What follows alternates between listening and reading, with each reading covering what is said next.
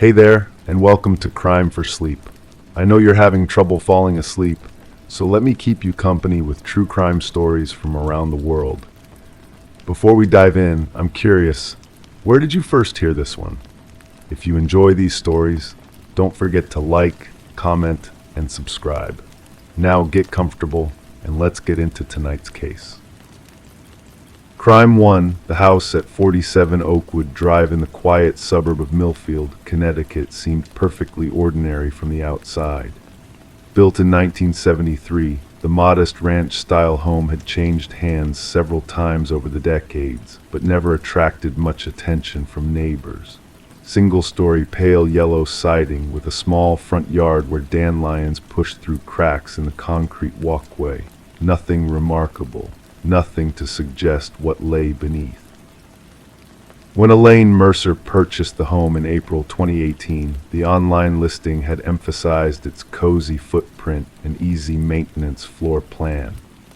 The realtor, a thin man with wire-rimmed glasses named Russell Dawson, had walked her through each room with practiced efficiency.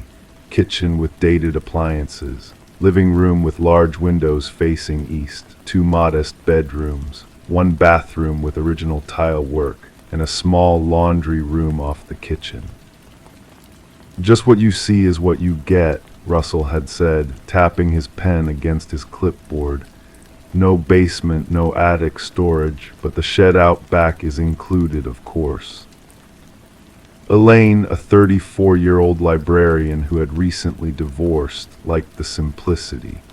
After years in a sprawling colonial that had echoed with silence after her husband left, the modest dimensions felt comforting rather than constraining. She made an offer that day, and by June she was moving in. The first 2 months passed uneventfully. Elaine settled into a routine, work at the Millfield Public Library during the day, evenings spent repainting walls and replacing cabinet hardware, gradually making the space her own. She developed a nodding acquaintance with Mrs. Patel next door, who sometimes brought over homemade samosas, and Walter Greeley across the street, who walked his ancient golden retriever past her house each evening at precisely 7:50. It wasn't until late August, when she decided to reorganize the laundry room, that the house revealed its secret. The laundry room was small, just large enough for a washer, dryer, and a metal shelving unit holding detergent, fabric softener, and other cleaning supplies. As Elaine pulled the shelving unit away from the wall to sweep behind it, she noticed something odd, a rectangular outline in the linoleum flooring, approximately 3 feet by 2 feet. She might never have spotted it if the afternoon sunlight hadn't been streaming through the small window at just the right angle. Curious, she pulled the shelving unit further from the wall and knelt down to examine the outline. Pressing her fingers along the edge, she felt a slight give. It was a hatch of some kind, nearly invisible against the speckled pattern of the flooring, but there was no handle, no obvious way to lift it. After several minutes of exploration, Elaine discovered a small depression at one corner. When she pressed it firmly, something clicked and the hatch lifted slightly. She hesitated, heart suddenly racing. The property disclosure statement had explicitly stated, "No basement." Her home inspector had made no mention of any subfloor space. What was this? Using a screwdriver from her toolbox, Elaine pried the hatch open. It revealed a narrow wooden staircase descending into darkness. The air that rose from the opening was cool and damp, with an unpleasant musty odor. She reached for her phone's flashlight and directed the beam downward, revealing rough concrete walls and what appeared to be a dirt floor at the bottom of the stairs. "Hello," she called, feeling immediately foolish. The house had been empty before she moved in. No one could be down there. The silence that answered seemed heavier than simple absence of sound. Logic told her to close the hatch and call someone, the realtor, her home inspector, maybe even the police. Instead, with a mixture of curiosity and apprehension that she would later struggle to explain, Elaine descended the stairs. The temperature dropped noticeably with each step. 13 stairs in total, she counted automatically. The space below was not large, perhaps 15 feet square, with walls of poured concrete and a packed dirt floor. Not a finished basement, but more like a root cellar or storm shelter. As she swept her phone's light around the space, Elaine's breath caught in her throat. Against the far wall was a narrow cot with a thin, stained mattress. Beside it stood a small wooden table holding a cracked mirror and what appeared to be a notebook. And on the wall above the cot, scratched directly into the concrete, was a single word, Elaine. Her own name, carved into the wall of a hidden room beneath a house she had only owned for 2 months. Her first instinct was to flee, to race back up those 13 stairs and out of the house entirely. But a strange, detached calm descended instead. With careful steps, Elaine approached the cot and picked up the notebook. It was a journal, pages yellowed with age. She opened to the first entry, dated September 17, 1996, 22 years earlier. "They think I'm at college," the first entry began in neat, feminine handwriting, "but I'm here instead, the perfect hiding place. No one will look for me where I've already been found." It was signed simply, Elaine. Elaine Mercer's hands trembled as she flipped through more pages, each entry signed with her own name. But she had been 14 years old in 1996, living with her parents in Massachusetts, nearly 100 miles away. She had never set foot in Millfield until her house hunting trip earlier that year. Over the next several days, Elaine read the journal in its entirety. It told the story of another Elaine Chapman, according to several entries, who had apparently used the underground room as a hiding place. The journal entries became increasingly erratic over time, describing paranoid fears of being tracked by unnamed pursuers. The final entry, dated November 3, 1996, read simply, "They're coming. They found me after all." After that, nothing. The remaining pages were blank. Elaine contacted the local police department, who initially seemed skeptical of her discovery. Detective Marcus Reed, a weathered man in his 50s with tired eyes, examined the underground room with visible surprise. "Property records don't show any basement or cellar for this address," he confirmed, shining his heavy-duty flashlight around the space. "And this setup," he gestured to the cot, the table, "this isn't normal storage. Someone lived down here, or at least spent significant time here."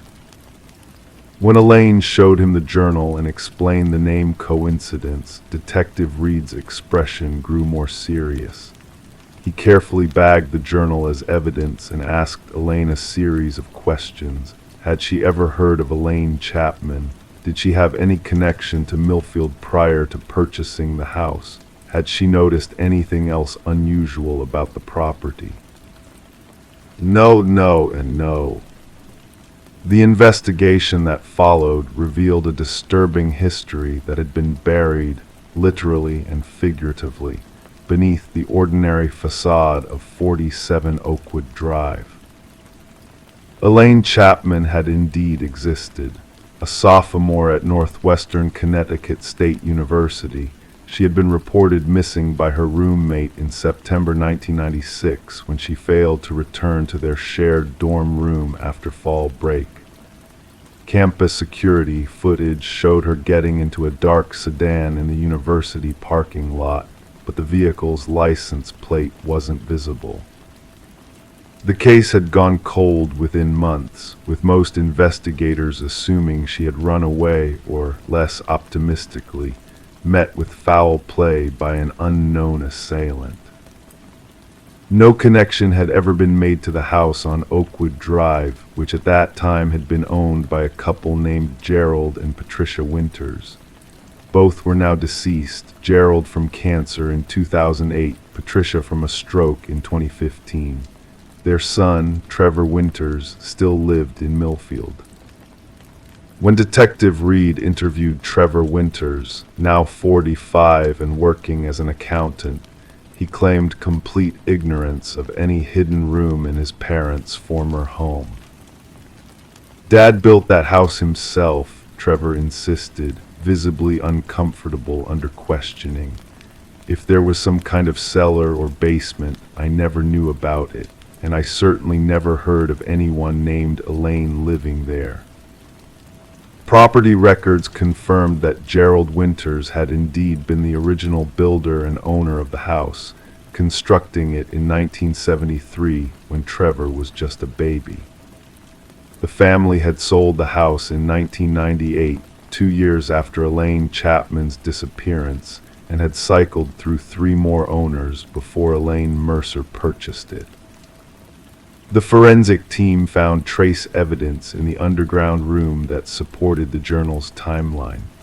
Fingerprints that didn't match Elaine Mercer were recovered from the metal frame of the cot and the cracked mirror.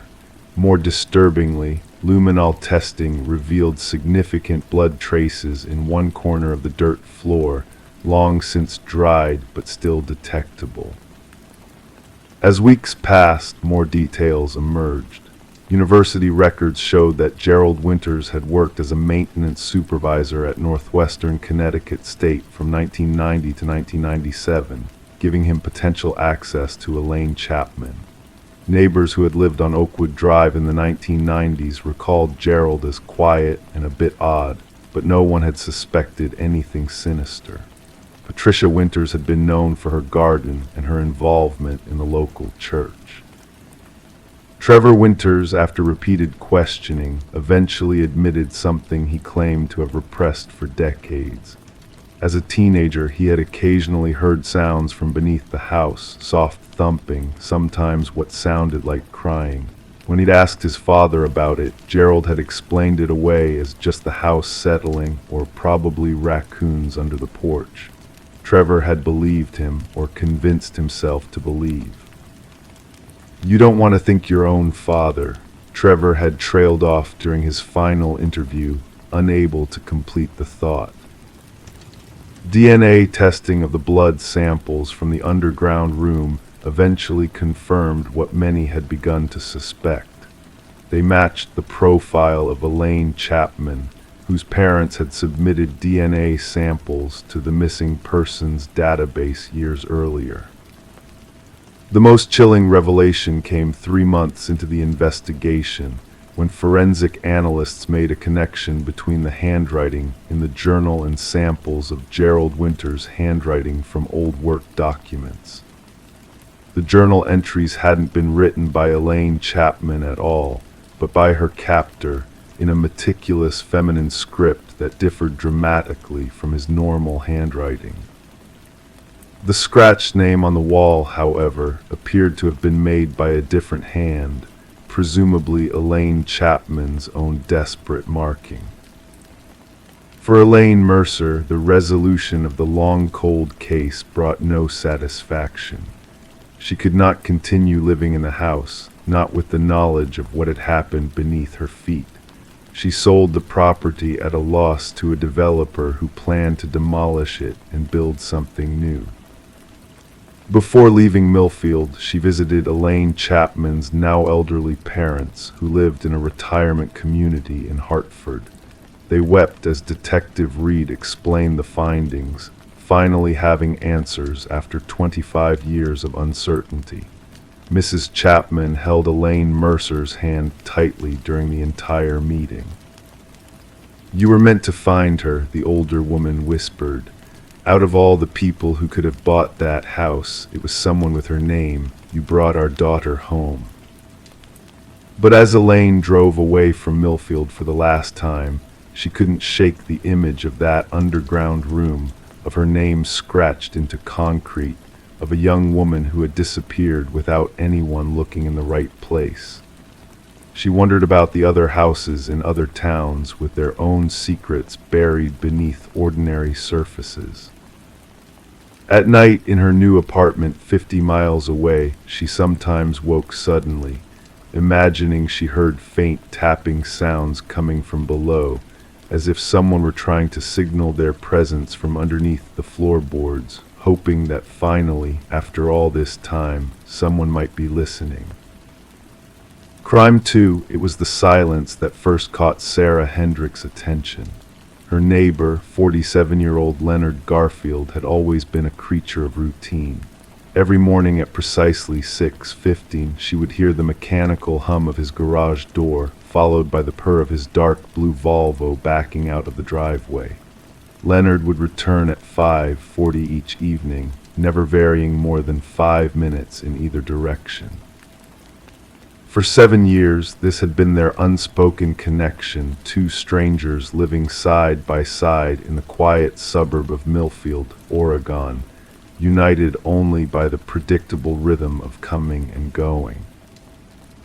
That Tuesday in November, the silence was deafening. No garage door, no Volvo, no Leonard. Sarah wasn't the type to pry. She had moved to Millfield after her divorce, seeking the anonymous comfort that only suburbs seemed to provide, close enough to others to avoid complete isolation, yet distant enough to rebuild herself without scrutiny. But as the morning crawled toward afternoon, she found herself glancing repeatedly toward the modest two-story house next door. He could be sick, she told herself, adding cream to her third cup of coffee. Or maybe he finally took a vacation.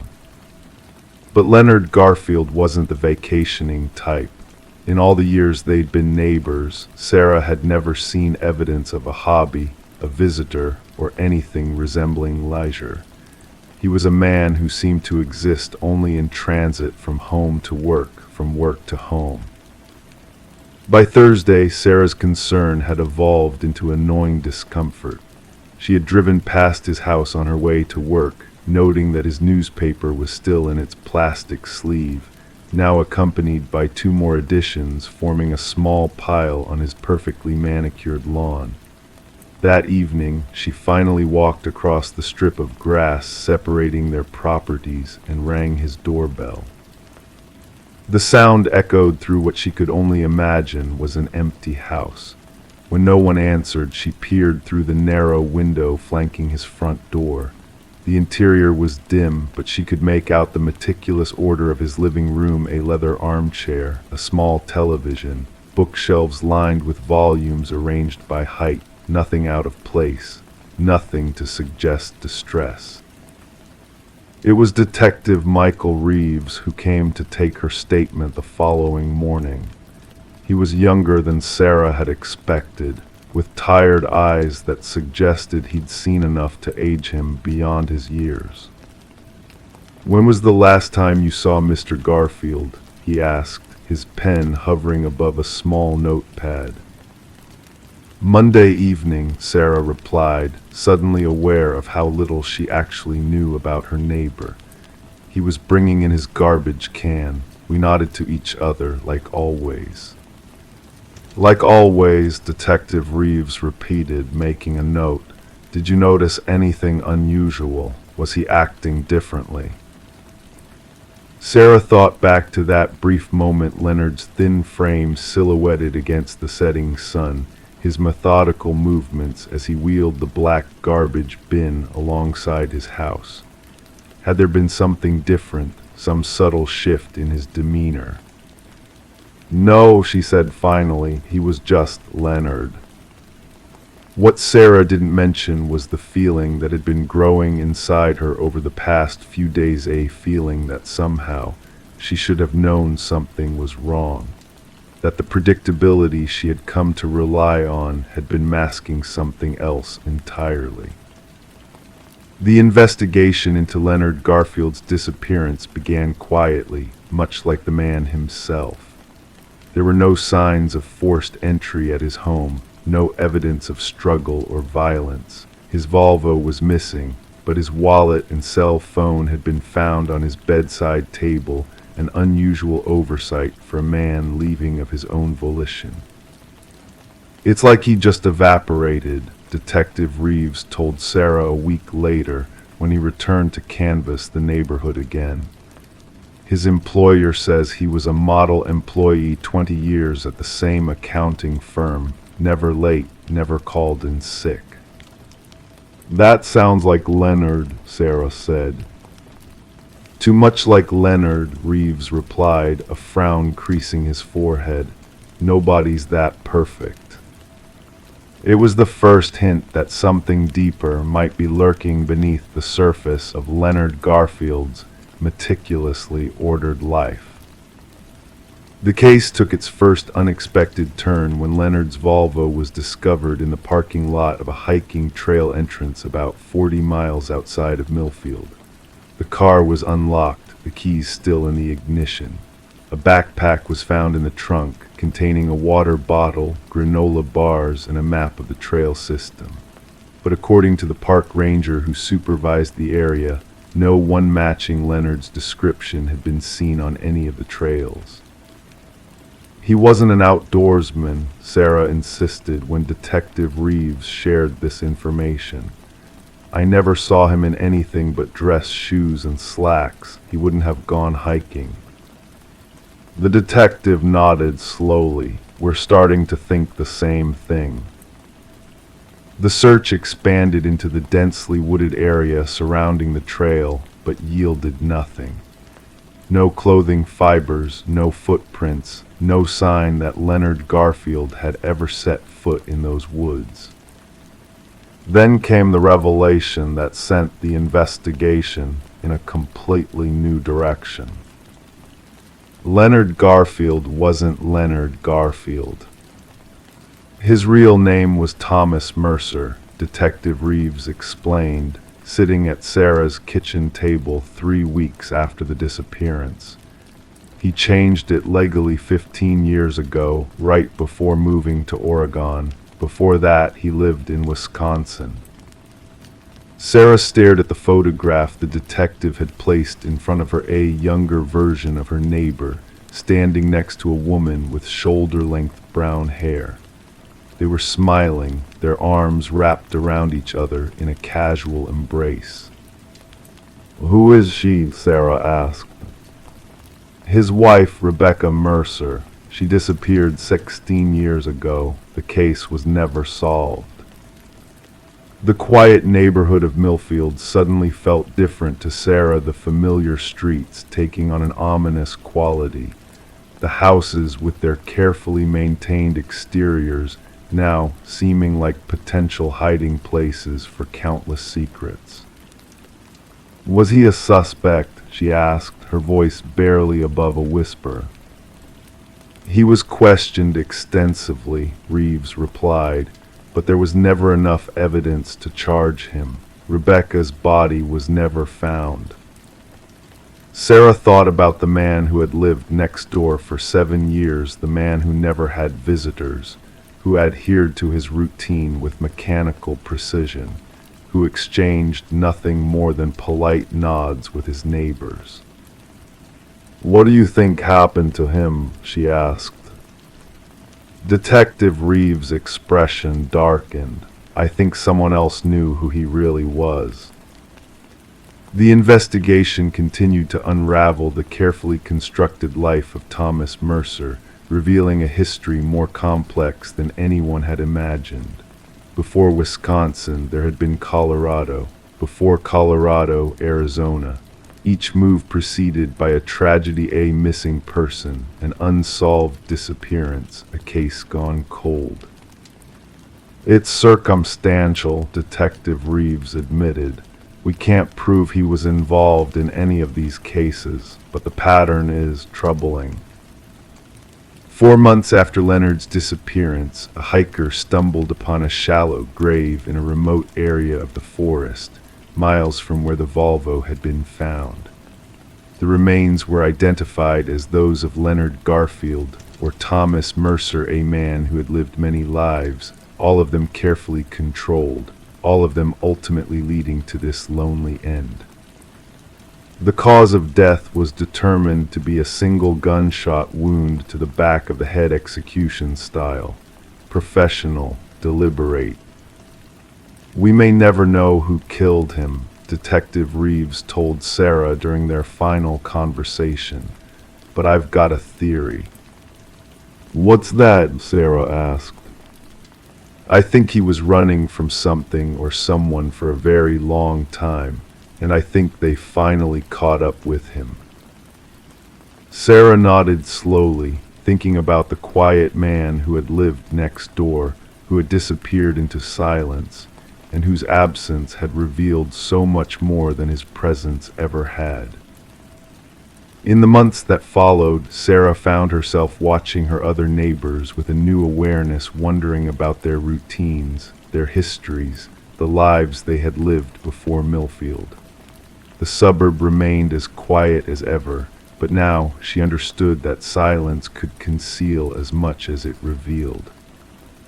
Sometimes, late at night, she would look out her window at Leonard's house, now occupied by a young couple with a baby, and wonder about the many layers of secrets that might be buried beneath its foundation. She wondered about Rebecca Mercer and all the others who had crossed paths with Thomas Mercer over the years. And she wondered if someone, somewhere, was watching and waiting, a silent listener to the rhythm of ordinary lives, biding their time until the moment came to disrupt that rhythm forever. The case of Leonard Garfield officially remains open, one of thousands of unsolved mysteries that populate the landscape of American crime. But in Millfield, Oregon, where the garage doors open and close with predictable regularity, where neighbors exchange polite nods while keeping a comfortable distance, his story has become a whispered warning that sometimes the most disturbing truths are hidden in plain sight, cloaked in the familiar routine of everyday life. And sometimes it's the silence that should worry us most of all. Crime 3. Megan Doyle lived quietly in Bridgewater, Massachusetts, a town small enough that occasional chance encounters with familiar faces at the grocery store were simply part of life's rhythm. At 34, she'd settled into a comfortable routine, teaching second grade at Bridgewater Elementary, volunteering at the local animal shelter on weekends, and spending quiet evenings with her cat, Winston. Her friends described her as reliable, thoughtful, and perhaps a bit too apologetic for space she rightfully occupied in the world. The pharmacy on Walnut Street was part of Megan's weekly routine. Every Thursday after school, she would stop by to pick up her prescription for mild anxiety medication. The pharmacist, Larry Phelps, knew her by name, and they often exchanged pleasantries about the weather or local news. October 17, 2023 began like any other autumn day in New England. The maple trees lining Main Street had turned brilliant shades of orange and red, and a cool breeze carried the scent of wood smoke and fallen leaves. Megan had stayed late at school to finish grading papers, so she arrived at the pharmacy closer to closing time than usual. The fluorescent lighting inside felt harsh after the gentle glow of sunset outside. She stood in line behind 3 other customers, scrolling absently through emails on her phone. When she glanced up, her heart skipped a beat. The woman at the counter was paying for her items and turning to leave. As she turned, Megan caught a clear view of her face. It was like looking into a mirror, but not quite. The woman had Megan's nose, slightly crooked from being broken during a childhood fall. She had the same small scar above her right eyebrow, a memento from a bicycle accident when Megan was 12.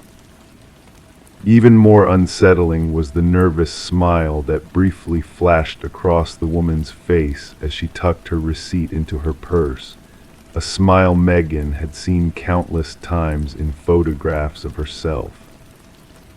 "Excuse me," Megan called out, her voice cracking slightly. The woman's eyes met Megan's for a fraction of a second. Recognition flickered across her face, followed immediately by what Megan could only describe as fear. Without a word, the woman hurried out of the pharmacy, the electronic door chiming cheerfully behind her. Megan stood frozen, her prescription forgotten. The customer behind her cleared his throat impatiently, bringing her back to reality. She quickly collected her medication and rushed outside, scanning the parking lot. The woman was nowhere to be seen. That night, Megan couldn't sleep. She convinced herself that stress and poor lighting had played tricks on her mind. Perhaps the woman merely resembled her in a vague way that her anxious brain had exaggerated into something more significant. By morning, she had almost persuaded herself it was nothing. After school the next day, Megan walked to her car in the faculty parking lot. As she approached, something caught her eye, a white rectangle tucked under her windshield wiper. Assuming it was a flyer for a local business, she plucked it from the glass. It wasn't a flyer, it was a photograph. In the image, Megan stood smiling beside the woman from the pharmacy. They wore similar outfits, jeans and light blue sweaters, and stood arm in arm in front of a coffee shop Megan recognized from downtown Bridgewater. Their resemblance was undeniable in the clear light of day captured in the photo. Written in black marker across the bottom was a date, October 11, 2023, just 1 week ago. Megan's hands began to shake. She had no memory of this photograph being taken, no memory of meeting this woman, no memory of visiting that coffee shop last week. She climbed into her car and locked the doors, her breath coming in short gasps as she stared at the photograph. When she finally calmed down enough to drive home, Megan didn't go straight to her apartment. Instead, she drove to the Bridgewater police station. Officer James Reynolds listened patiently as she explained what had happened, though she could sense his skepticism. "So you're saying this woman looks like you, and someone left a picture of the two of you together, but you have no memory of the photograph being taken?" he asked, making notes on a pad of paper. "I know how it sounds," Megan said quietly, "but I've never met her before. And that date I was teaching all day on the 11th. I went straight home afterward. I didn't go to any coffee shop." Officer Reynolds examined the photograph. "There's no crime here that I can see, Ms. Doyle, but I'll keep this on file. If anything else happens, come back right away." Megan left feeling embarrassed and unsatisfied.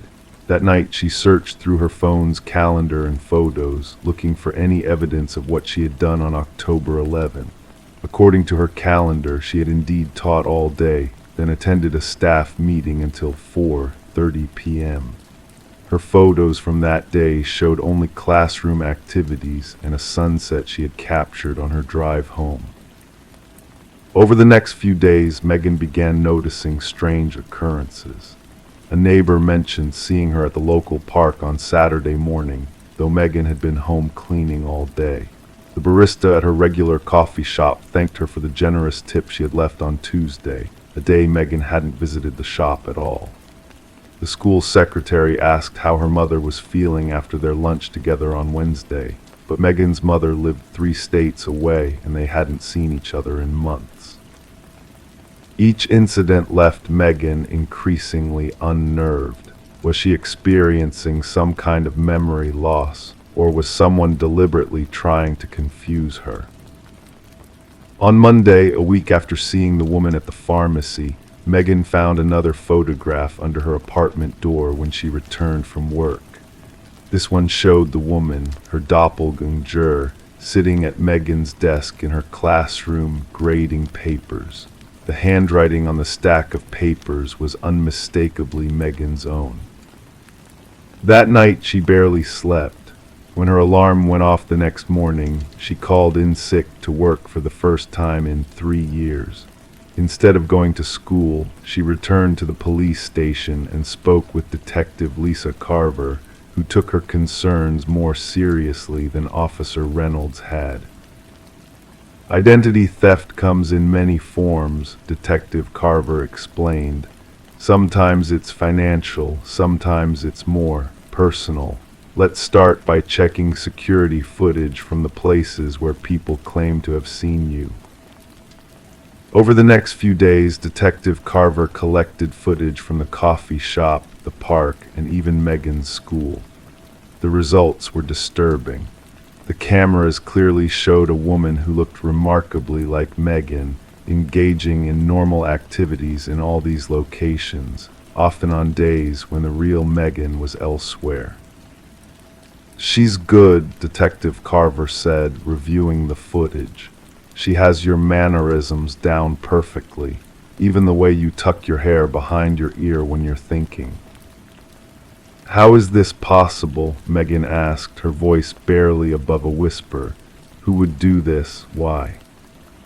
Before Detective Carver could answer, Megan's phone rang. It was an unknown number. Against her better judgment, she answered. "I need to explain," said a voice that sounded disturbingly like her own. "Meet me at Lakeside Park. Come alone." The call ended before Megan could respond. She looked up at Detective Carver with wide eyes. "It was her," Megan said. "She wants to meet." Detective Carver immediately organized a surveillance operation. Megan would meet the woman as requested, wearing a concealed microphone while police officers monitored from a distance. Lakeside Park was nearly empty when Megan arrived at the appointed time. She sat on a bench overlooking the water, her heart pounding so loudly she was certain anyone nearby could hear it. After 10 minutes of waiting, she noticed a figure approaching from the walking path.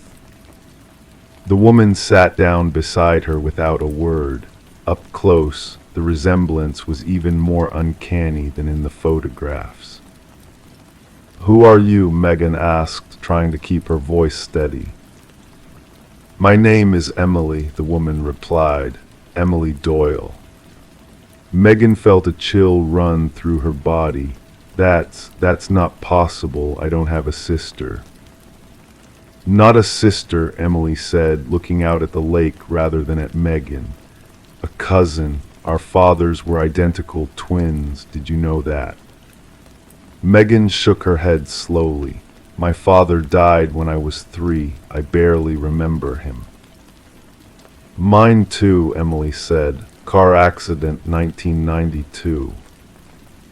Megan nodded, a knot forming in her throat. "Same accident," Emily continued. "Your father died immediately. Mine survived for 2 weeks before succumbing to his injuries. Your mother cut ties with my mother afterward. They had some kind of falling out about the funeral arrangements. Our mothers never spoke again."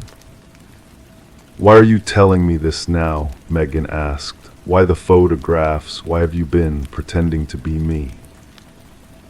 Emily's eyes, so similar to Megan's own, finally met hers.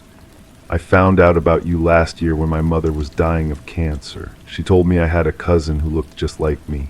She showed me old family photos. After she passed, I became obsessed, I guess. I wanted to know you, but I was afraid you wouldn't want to know me.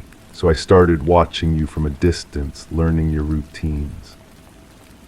"That's stalking," Megan said, her voice hardening.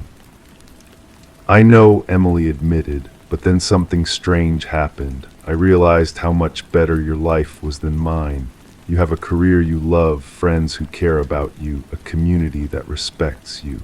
I have none of that. I've spent my adult life drifting from one low-wage job to another, one failed relationship to another." Emily paused, looking down at her hands. "So I started pretending to be you in small ways, just to see what it felt like. At first it was innocent, visiting places you frequented, saying hello to people who might know you, but then it became more." Detective Carver and 2 officers emerged from their concealed positions and approached the bench. Emily's eyes widened in fear.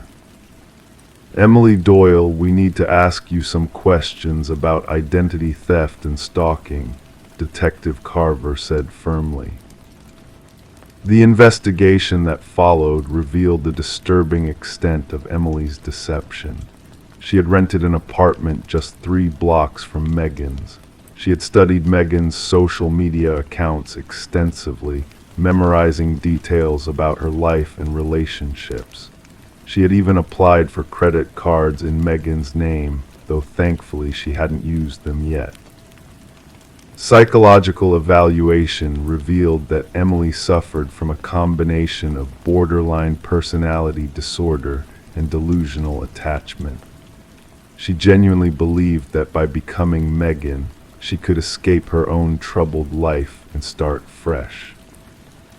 Emily was ultimately charged with stalking and attempted identity theft. She accepted a plea deal that included mandatory psychiatric treatment and a restraining order preventing her from contacting Megan or coming within 500 feet of her home or workplace. For Megan, the resolution brought little comfort. She found herself checking under her car and behind shower curtains, startling at unexpected reflections in windows and mirrors. She changed her phone number, deleted her social media accounts, and eventually moved to a different town and school district. Even now, years later, Megan sometimes sees a familiar face in a crowd, a nose like hers, a similar nervous smile, and her heart races with primal fear. The doctors call it hypervigilance, a common symptom of trauma. Her therapist assures her that Emily is still complying with her treatment program and poses no threat. But in her darkest moments, lying awake at night, Megan wonders about the boundary between identity and imitation. She wonders how many of her current friends and acquaintances might have met Emily first, thinking she was Megan. She wonders if some of her own memories might actually belong to moments when Emily was pretending to be her. Most of all, she wonders what might have happened if they had grown up knowing each other, 2 nearly identical cousins, sharing birthday parties and family holidays instead of restraining orders and psychiatric evaluations. Sometimes Megan thinks she sees Emily watching her from a distance, but whenever she looks directly, the figure disappears, leaving her questioning whether it was ever there at all, or if perhaps it was just another reflection of herself, distorted by time and trauma into something both familiar and frighteningly strange. Crime 4, the spare bedroom was empty except for a single closet. Inside, rows of identical women's shoes, all the same size, all the same model. A tag dangled from one pair, worn once collection 32. She wore that size. Detective Meredith Sawyer stood motionless in the center of Leonard Fitch's spare bedroom. The hardwood floor creaked under her weight as she shifted slightly. Outside, the November rain tapped a gentle rhythm against the windows of the suburban Colorado home. Afternoon light, gray and weak, filtered through sheer curtains, casting the room in a pallid glow that seemed to drain all color from the space. 32 pairs, Officer Jenkins said from the doorway, his voice barely above a whisper, as if speaking too loudly might disturb something unseen. All size 7.5, all the same brand, all the same style. Meredith nodded slowly, her eyes fixed on the open closet.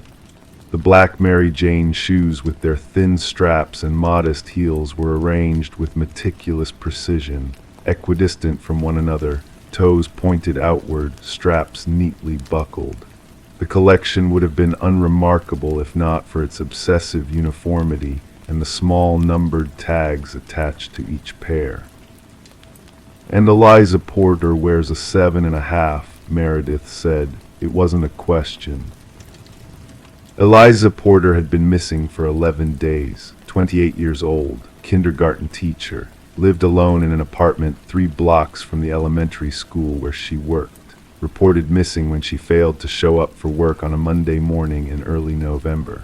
Her car was still in the parking lot of her building. Her apartment showed no signs of struggle. Her phone had last pinged a tower near the local shopping center on Sunday evening. Leonard Fitch had no prior criminal record, 56 years old, technical writer who worked from home, divorced for 8 years, no children. Neighbors described him as quiet but friendly, a bit of a homebody, but not in a way that seemed unusual.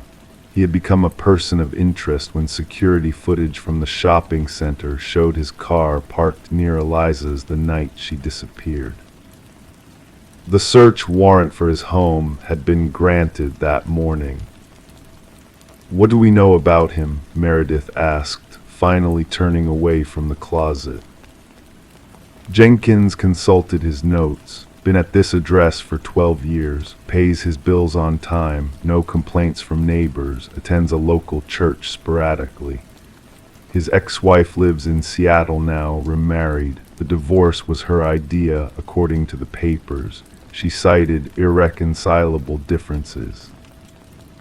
Meredith stepped closer to the closet, careful not to disturb anything. The shoes gleamed under the muted light, recently polished. She leaned in to examine the tag on the nearest pair, worn once collection 17, written in neat, precise handwriting.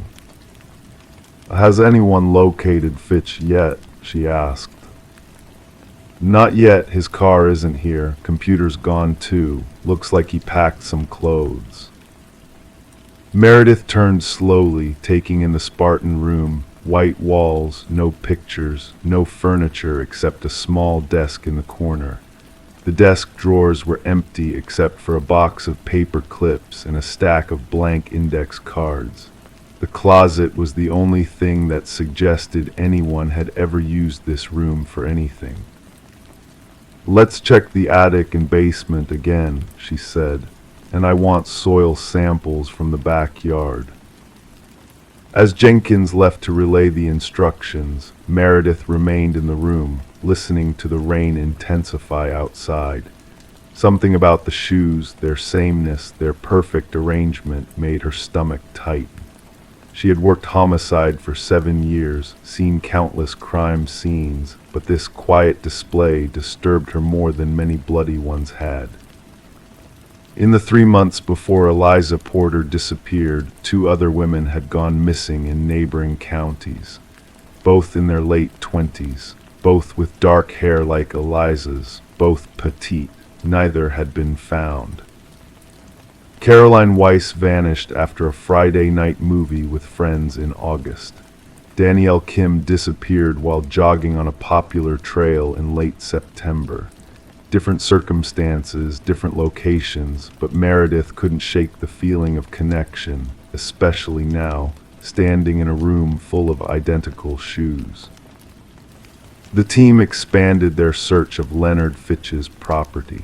The house revealed little about the man who lived there, minimal furnishings, few personal items, nothing that told a story about who he was or what he valued. The kitchen contained basic supplies but no specialty tools or unique ingredients.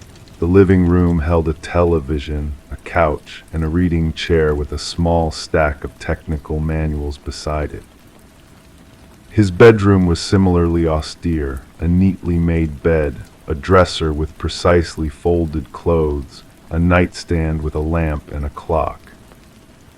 It was what they didn't find that spoke volumes. No photographs, no mementos, no letters or cards, no magazines or books beyond technical references, nothing that created a narrative of a life lived. The basement yielded the first substantial clue. Behind a false wall in what appeared to be a storage room, they discovered a small, windowless space. Inside was a twin bed with hospital corners, a small table with a lamp and a chair. The walls were soundproofed. The door had a sophisticated lock that could only be opened from the outside. No evidence of Eliza Porter, no blood, no fingerprints besides Fitch's. The room was immaculate, recently cleaned with powerful chemicals that made forensic work challenging. "He's done this before," Meredith said to Captain Holloway as they stood in the hidden room. "This isn't his first." Holloway nodded grimly. The level of preparation, the attention to detail, he's refined his process over time. They issued an interstate manhunt for Leonard Fitch that evening. His photograph appeared on news broadcasts throughout the region. His car details and license plate number were distributed to law enforcement agencies across multiple states. 3 days later, they found his car abandoned at a trailhead in the mountains, 40 miles west of his home. The trunk contained a laptop with its hard drive removed and a bag with 3 days' worth of clothes. A search of the surrounding wilderness yielded nothing. Eliza Porter's parents sat across from Meredith in the small conference room at the police station. Mrs. Porter held her husband's hand so tightly her knuckles had turned white.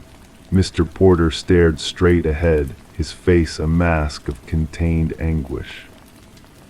"We're doing everything we can to find her," Meredith said, the words feeling hollow even as she spoke them. "We have officers working around the clock." "The shoes," Mrs. Porter said quietly. "You mentioned shoes in his house. What did they mean?" Meredith hesitated. They had released few details to the public, but the Porters deserved to know what they were dealing with. "We believe Mr. Fitch has been collecting them," she said carefully. "Each pair seems to represent something significant to him." "And you think our Eliza is number 32, Mr. Porter said, his voice steady but strained. Meredith didn't answer directly. "We're looking into missing persons cases that might be connected. The FBI is involved now. They're helping us build a profile and identify potential victims from other states." The truth was more complicated. The FBI had indeed taken an interest, particularly after preliminary database searches revealed a pattern of unsolved disappearances across 4 states over the past 15 years. Women in their mid to late 20s, dark hair, petite builds, most teachers or working in childcare, all vanishing without signs of struggle or witnesses, none ever found.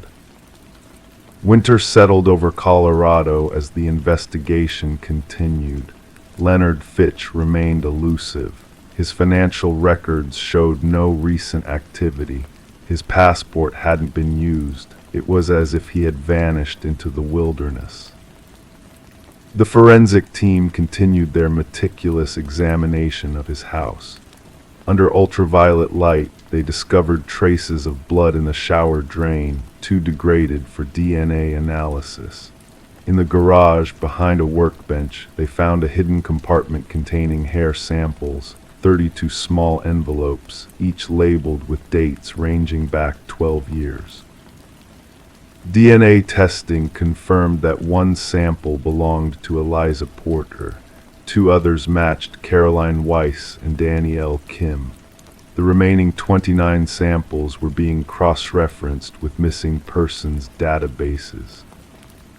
The pattern was becoming clearer, but Leonard Fitch himself remained a ghost. Spring came, bringing with it the discovery of a body in the mountains, 20 miles from where Fitch's car had been found. Not Eliza Porter, but a woman who had disappeared from Utah 8 years earlier. The coroner determined she had been buried for at least 7 years. She had been a kindergarten teacher. She had worn size 7.5 shoes. 2 weeks later, hikers found a second body 3 miles from the first. This one had been dead for approximately 10 years. Like the first, she matched the profile of Fitch's victims. The FBI expanded their search area. By summer, they had recovered the remains of 7 women, all buried in remote locations throughout the mountains. None was Eliza Porter. 1 year after Eliza's disappearance, Meredith sat at her desk reviewing the case file for the 100th time. The investigation had stalled. Leonard Fitch had not been found. No credit card activity, no witness sightings, no digital footprint. The most extensive manhunt in the state's history had yielded nothing. The evidence they had gathered painted a portrait of a methodical predator who had operated undetected for more than a decade. The 32 pairs of shoes, the hair samples, the hidden room, the buried bodies in the mountains, but the man himself remained elusive. Meredith's phone rang, startling her from her thoughts. "Detective Sawyer," she answered. "We found something," said Agent Calloway from the FBI task force. "A cabin registered to a shell company we've linked to Fitch. It's in the northern part of the state, completely off-grid." The cabin stood in a clearing surrounded by dense pine forest. No road led directly to it. The final approach was a narrow footpath that wound through the trees for nearly a mile. From the outside, it looked unremarkable, a simple log structure with a small porch weathered by years of harsh mountain seasons. The tactical team secured the perimeter before Meredith and the other investigators entered. The interior was a single room with a wood stove, a narrow bed, a table with 2 chairs, and shelves stocked with canned goods and supplies. Everything was arranged with the same meticulous precision they had observed in Fitch's house. Behind a bookcase that moved on hidden hinges, they discovered a second room. Smaller than the main space, it contained filing cabinets and a desk with an older model computer. The walls were covered with maps marked with small red pins. The filing cabinets held folders, 32 of them, each labeled with a number and a date. Each contained detailed information about a woman, photographs taken from a distance, notes about daily routines, photocopies of personal documents, strands of hair sealed in plastic. Folder 32 was Eliza Porter's. The computer held more, journals spanning 15 years, describing Leonard Fitch's thoughts, his methods, his justifications. The writing was clinical, detached, as if documenting scientific observations rather than acts of violence. But of Leonard Fitch himself or Eliza Porter, there was no sign. The last entry in Fitch's journal was dated 3 days before they had searched his house. 32 is different. She reminds me of Anna in ways the others didn't. The same grace when she walks, the same kindness in her eyes.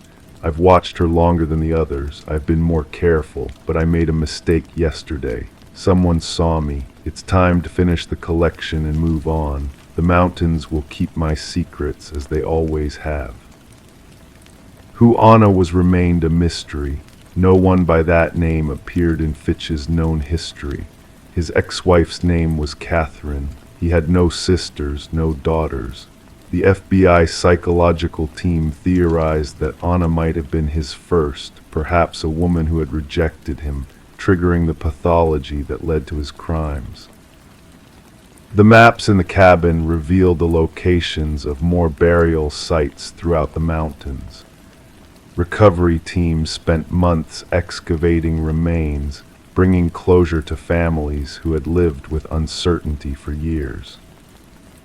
By the end of the second year after Eliza's disappearance, they had recovered 31 bodies. Eliza Porter remained missing.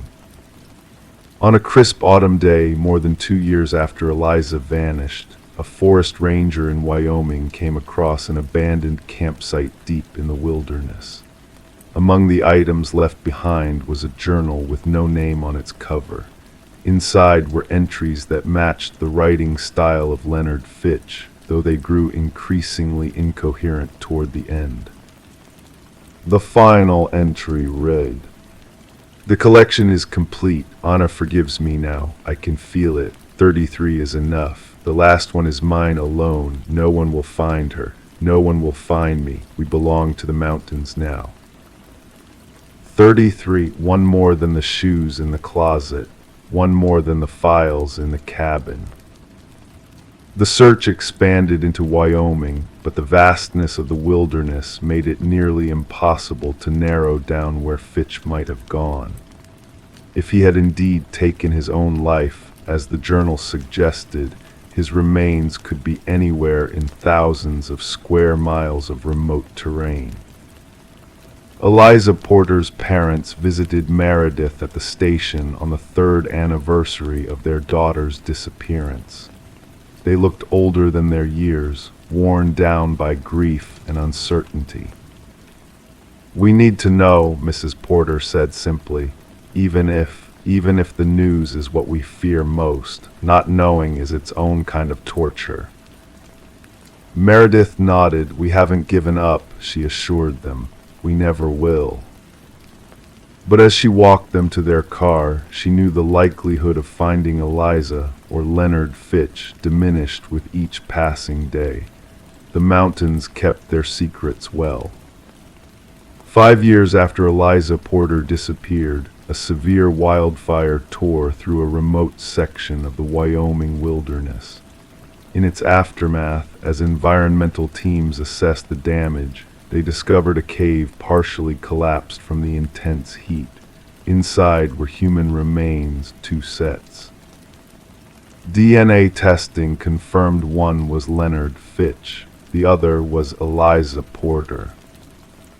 Forensic analysis suggested Eliza had survived for some time in captivity.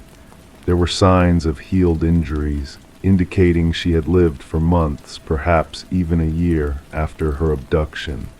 Fitch appeared to have died from a self-inflicted gunshot wound. What had transpired in that cave, how long they had been there, whether Eliza had died before Fitch took his own life, whether she had been his final intended victim, or if there had been others who remained undiscovered, these questions would never be fully answered. In Leonard Fitch's former home, the spare bedroom remained as they had found it years earlier. The closet of identical shoes had been cataloged and stored as evidence, each pair now connected to a victim, each tag representing a life cut short. 32 pairs, 32 women. Except for Eliza Porter. For her, there was no pair of shoes in the collection. She was different. She was the last. The spare bedroom was empty now, except for the lingering questions that would never be answered and the whisper of a name, Anna, whose significance would remain forever unknown. Crime 5, she unzipped the pillow cover to wash it and felt something sharp. Inside, folded carefully, was a slip of paper. Written in block letters, "It's in the crawl space. He doesn't know you're home."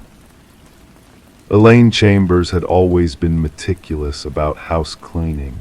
Every Sunday afternoon, while most of her neighbors in the quiet suburb of Millfield, Pennsylvania, attended church or prepared family dinners, Elaine stripped her bed and washed everything. It was a ritual inherited from her grandmother, who had raised her after her parents died in a car accident when she was 8. On this particular Sunday in October 2019, the routine was the same. The maple trees outside her bedroom window had just begun to turn amber and crimson. A light rain tapped against the glass as she removed the pillowcases. That's when she felt it, something thin and sharp, like cardboard, inside the pillow she'd slept on for months. At first, she thought it might be a manufacturing tag she'd missed, but when she worked her fingers inside and pulled out a folded piece of notebook paper, a chill ran down her spine despite the warmth of her small 2-bedroom house. The message, written in heavy black marker, was impossible to misinterpret. Elaine had lived alone for 3 years since her divorce from Mark. There was no he who might know whether she was home or not, and the crawl space, a narrow storage area beneath the house accessible only through a small door in the hallway closet, was a place she avoided. The previous owners had mentioned water damage issues, and she'd never found reason to venture inside. That afternoon, Elaine called her sister, Rebecca, who lived 20 minutes away. Rebecca arrived with her husband, Paul. While Paul checked the crawl space, the sisters waited in the kitchen, clutching mugs of tea that neither drank. "There's nothing down there," Paul reported when he emerged, dusty and confused. "Just some old boxes, probably left by the previous owners. Nothing unusual." The three of them inspected the house carefully. Every closet, every cabinet, under every piece of furniture. They found nothing out of place, no signs of intrusion. The windows were latched, the doors securely locked from the inside. When Rebecca suggested calling the police, Elaine hesitated. What exactly would she report? A mysterious note in her pillow, but nothing missing or damaged. She imagined the officers exchanging glances, assuming she was another lonely middle-aged woman inventing drama. Besides, she reasoned, if someone had entered her home, wouldn't they have taken something? That night, after Rebecca and Paul left, reluctantly, only after Elaine insisted she would be fine, she double-checked all the locks and took a kitchen knife to bed with her. Sleep came in fitful bursts, interrupted by every creak of the house settling, every whisper of wind outside. The following morning, Elaine called in sick to Millfield Community College, where she taught English literature. She took the note to the local police station. Officer Daniel Fletcher, a man in his late 30s with kind eyes and a methodical manner, listened carefully as she explained. "No forced entry, nothing missing," he repeated, making notes. "How long have you lived at this address, Miss Chambers?" "Almost 4 years now. I bought it after my divorce." "And who else has keys to your home?" Elaine thought carefully. "Just Rebecca, my sister, for emergencies." After a pause, she added, "And Mark, my ex-husband, probably still has his old key, but he moved to Seattle 2 years ago." Officer Fletcher took the note in an evidence bag, though he didn't seem optimistic it would yield much. "Probably no fingerprints other than yours," he said, "but we'll check. In the meantime, you might want to change your locks just to be safe." That afternoon, a locksmith replaced all the exterior locks. Elaine also purchased a security camera for her front door. The system sent notifications to her phone whenever it detected motion. For the first few days, she jumped every time a delivery person or neighbor walking a dog triggered an alert. A week passed with no further incidents. The police found nothing useful from the note, no fingerprints except Elaine's, no distinctive characteristics about the paper or ink. Officer Fletcher called to suggest it might have been a prank by neighborhood kids, or perhaps the note had been in the pillow when she bought it, somehow overlooked until now. Elaine knew better. The pillow was only 6 months old, ordered online after she developed neck pain, and she lived on a quiet street where the few children were closely supervised by attentive parents. On the 10th day after finding the note, Elaine received a call from a number she didn't recognize. When she answered, there was nothing but silence, then what sounded like breathing before the call disconnected. It happened again the next day and the day after.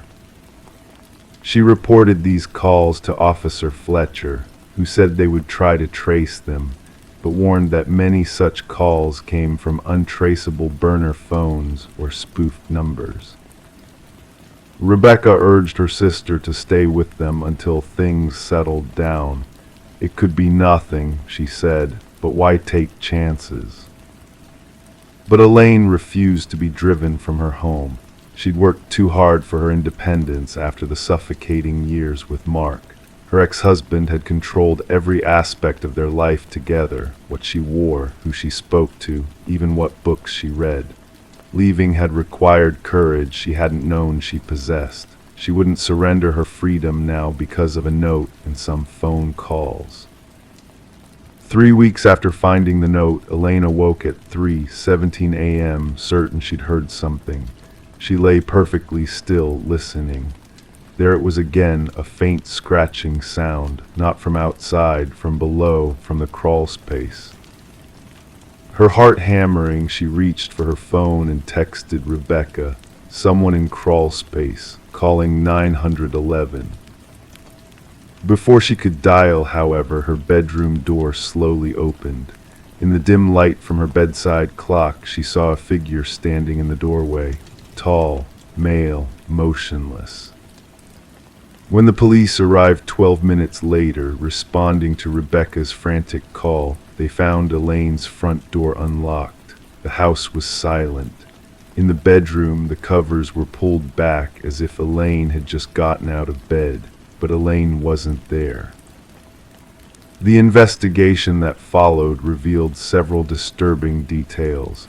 The security camera had been disabled, not broken, but carefully turned off. There were no signs of struggle in the bedroom. The kitchen knife Elaine had taken to keeping under her pillow was still there, untouched. And the crawl space door in the hallway closet was open. Detective Meredith Huang took over the case. Unlike Officer Fletcher, she showed immediate concern about the note. Predators often signal their intentions, she explained to a distraught Rebecca. It's part of the psychological game. The note was a way of establishing control, creating fear. When forensic technicians examined the crawl space, they found fresh tool marks around a section of foundation wall. Behind it was a crude tunnel, clearly the work of someone who had spent considerable time expanding a pre-existing gap in the foundation. The tunnel led to the wooded area behind Elaine's property, emerging behind a large oak tree where it would be invisible from the nearby houses. Detective Huang estimated it would have taken weeks, if not months, of careful work to create. Whoever did this knew the house well, she told Rebecca. They either lived here before or had extensive access at some point.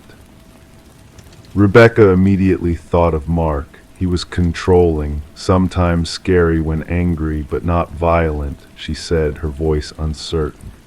At least, not physically violent. Police contacted Mark in Seattle, where his employer confirmed he had been working continuously for the past month, making it impossible for him to be involved in Elaine's disappearance. A search of Elaine's computer revealed nothing unusual in her emails or browser history. Her colleagues described her as private but friendly, dedicated to her students. No one could think of anyone who might wish her harm. 2 days after her disappearance, Elaine's car was found in the parking lot of a hiking trail 10 miles from her home. Inside the glove compartment was another note in the same block lettering, "She knows too much." Knows too much about what? Detective Huang and her team combed through every aspect of Elaine's life. They discovered that in the months before her disappearance, she had been researching local history for a community college course she planned to teach the following semester. Her browser history showed particular interest in a series of unsolved disappearances from the 1980s, 3 young women who had vanished from Millfield and surrounding towns. One of those women, Patricia Keller, had last been seen leaving her job at a local diner. The owner of that diner in the 1980s, Gerald Hoffman, who had sold the business and moved away shortly after the disappearances stopped. Gerald Hoffman, who had died in 2017, leaving his modest house to his nephew, Andrew Hoffman. Andrew Hoffman, who had sold that house 4 years ago to Elaine Chambers. As Detective Huang dug deeper, connections emerged like shadows taking form.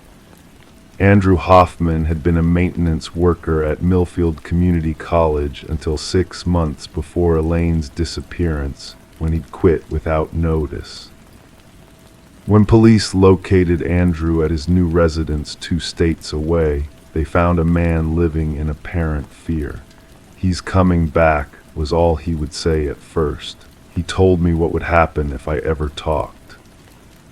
Gradually, Andrew revealed a horrifying story. His uncle Gerald hadn't died of natural causes as reported.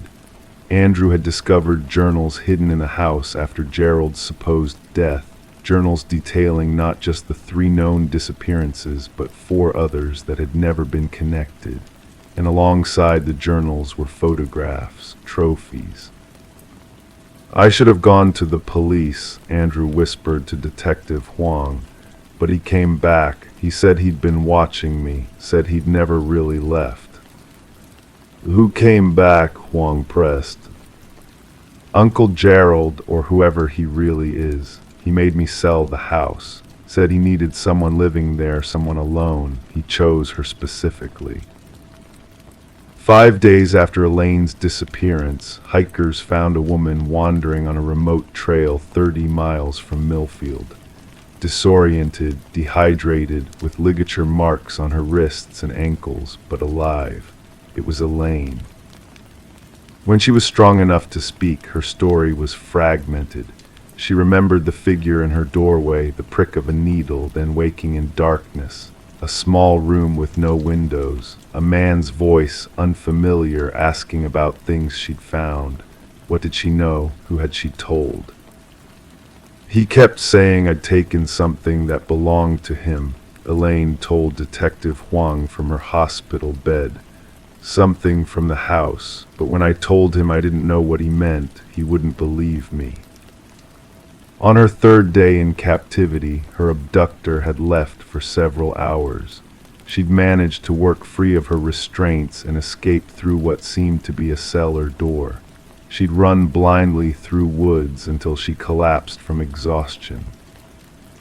Police searched the area where Elaine had been found, but discovered no structures matching her description of her prison. It was as if the place had never existed. The case remains officially open. Andrew Hoffman is in protective custody, assisting authorities in creating a profile of his uncle, or whoever had pretended to be Gerald Hoffman. Forensic analysis of the crawlspace tunnel suggests it had been under construction for at least 2 years, beginning not long after Elaine purchased the house. Elaine never returned to her home in Millfield. The house stands empty now, a for sale sign swaying in the front yard. Occasionally, curious teenagers dare each other to peek through the windows, drawn by rumors of the woman who found a note in her pillow and the secret beneath her house. Detective Huang still visits Elaine monthly in the new city where she's started over. They go through photographs of known offenders, searching for a face Elaine might recognize. So far, nothing. The only new evidence emerged 6 months after Elaine's escape, when Rebecca was cleaning out her sister's belongings from the house. In the crawl space, tucked into a crevice in the foundation that the forensic team had apparently missed, she found a small metal box. Inside was a driver's license issued in 1979 belonging to Patricia Keller, one of the women who had disappeared decades earlier. Beside it was a note in now familiar block letters, "I'll find her again." The house in Millfield remains unsold. On quiet nights, neighbors sometimes report hearing sounds like scraping or digging coming from somewhere beneath the ground. Police investigations find nothing, but they keep looking, because somewhere out there a predator waits, watching, planning his return, certain that what he considers his will eventually come back to him. And in another city, Elaine Chambers checks her new locks 3 times before bed each night, never quite convinced she's truly escaped. Sometimes she wakes suddenly, certain she can feel something sharp inside her pillow, but she never checks. Some mysteries she has learned are safer left undisturbed. Crime 6, the small town of Millfield, Massachusetts, had always been a place where people kept their doors unlocked. A community of just over 15,000 residents, it was the kind of place where neighbors knew each other's business, where the local diner served the same breakfast special for 30 years, and where Rebecca Caldwell had lived her entire life. Rebecca, at 34, had recently inherited her grandmother's Victorian home on Maple Street. The house, with its wraparound porch and original woodwork, had been in the family for generations. Rebecca's grandmother, Eleanor, had passed peacefully in her sleep at 92, leaving the house and all its contents to her only grandchild. Rebecca was an art restorer by profession, working primarily with museums in Boston, a 40-minute drive from Millfield. Her attention to detail and patience made her exceptional at her job, qualities that would eventually lead her down a path she could never have anticipated. It was mid-October when Rebecca finally began sorting through her grandmother's belongings. The process was slow, each item carrying memories and history. In the dining room stood an antique mahogany table, oval-shaped with ornately carved legs. Rebecca remembered countless family dinners around that table, the surface now dulled with age and use. "This just needs some love," she murmured to herself, running her fingers along a deep scratch in the finish. Rebecca decided to refinish the table herself. On a crisp Saturday morning, she carefully moved the heavy piece to the center of the dining room, placing it on an old bedsheet to protect the hardwood floors. As she flipped it over to examine the underside, something caught her eye, something that shouldn't have been there. Taped to the underside of the table, clustered near one of the legs, were 7 Polaroid photographs. The adhesive had yellowed with age, and the photos themselves had that distinctive faded quality that Polaroids acquire over time. Rebecca carefully removed them, one by one, confused as to why they would be hidden there. As she examined the first photo, a chill ran through her body despite the warm autumn sunlight streaming through the windows. The photo showed someone sleeping in a bed. Not just any bed, it looked exactly like the 4-poster bed upstairs, the one Rebecca had been sleeping in since moving into her grandmother's house. The second photo showed the same scene from a slightly different angle. In the third, the sleeping figure had turned, face partially visible in the dim light.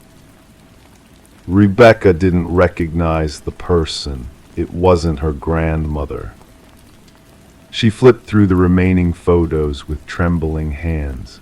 Different people, all seemingly asleep in that same bed, all photographed from similar angles. The final photo was different. It showed the bedroom door, slightly ajar, with a sliver of light coming through. Rebecca sat on the floor, surrounded by the photos, trying to make sense of what she was looking at. Why would her grandmother have these hidden under her dining table? Who were these people? When were these taken? She examined the backs of the photos. 6 were blank, but the 7th, the one showing the bedroom door, had something written in faded blue ink. 12/17/1978, last one. Rebecca's grandmother had been 56 years old in 1978. She'd been living alone in the house for several years by then, after Rebecca's grandfather had passed away. The house had been in the family since it was built in 1891, passed down through generations. Rebecca brought the photos upstairs to compare them with the actual bedroom. The wallpaper was different now. Her grandmother had redecorated in the early 1990s, but the bed was unmistakably the same. The angle of the photos suggested they were taken from the doorway, or perhaps from a chair that used to sit in the corner. That night, Rebecca couldn't sleep. She lay awake in that same 4-poster bed, staring at the shadows on the ceiling, wondering who had slept there before her, unknowingly being photographed. She called her mother the next morning. "Mom, did Grandma ever rent out rooms in the house? Maybe in the 70s. Her mother sounded surprised. "Not that I recall. Why do you ask?" Rebecca hesitated. "I found some old photos. It looks like different people sleeping in the guest bedroom."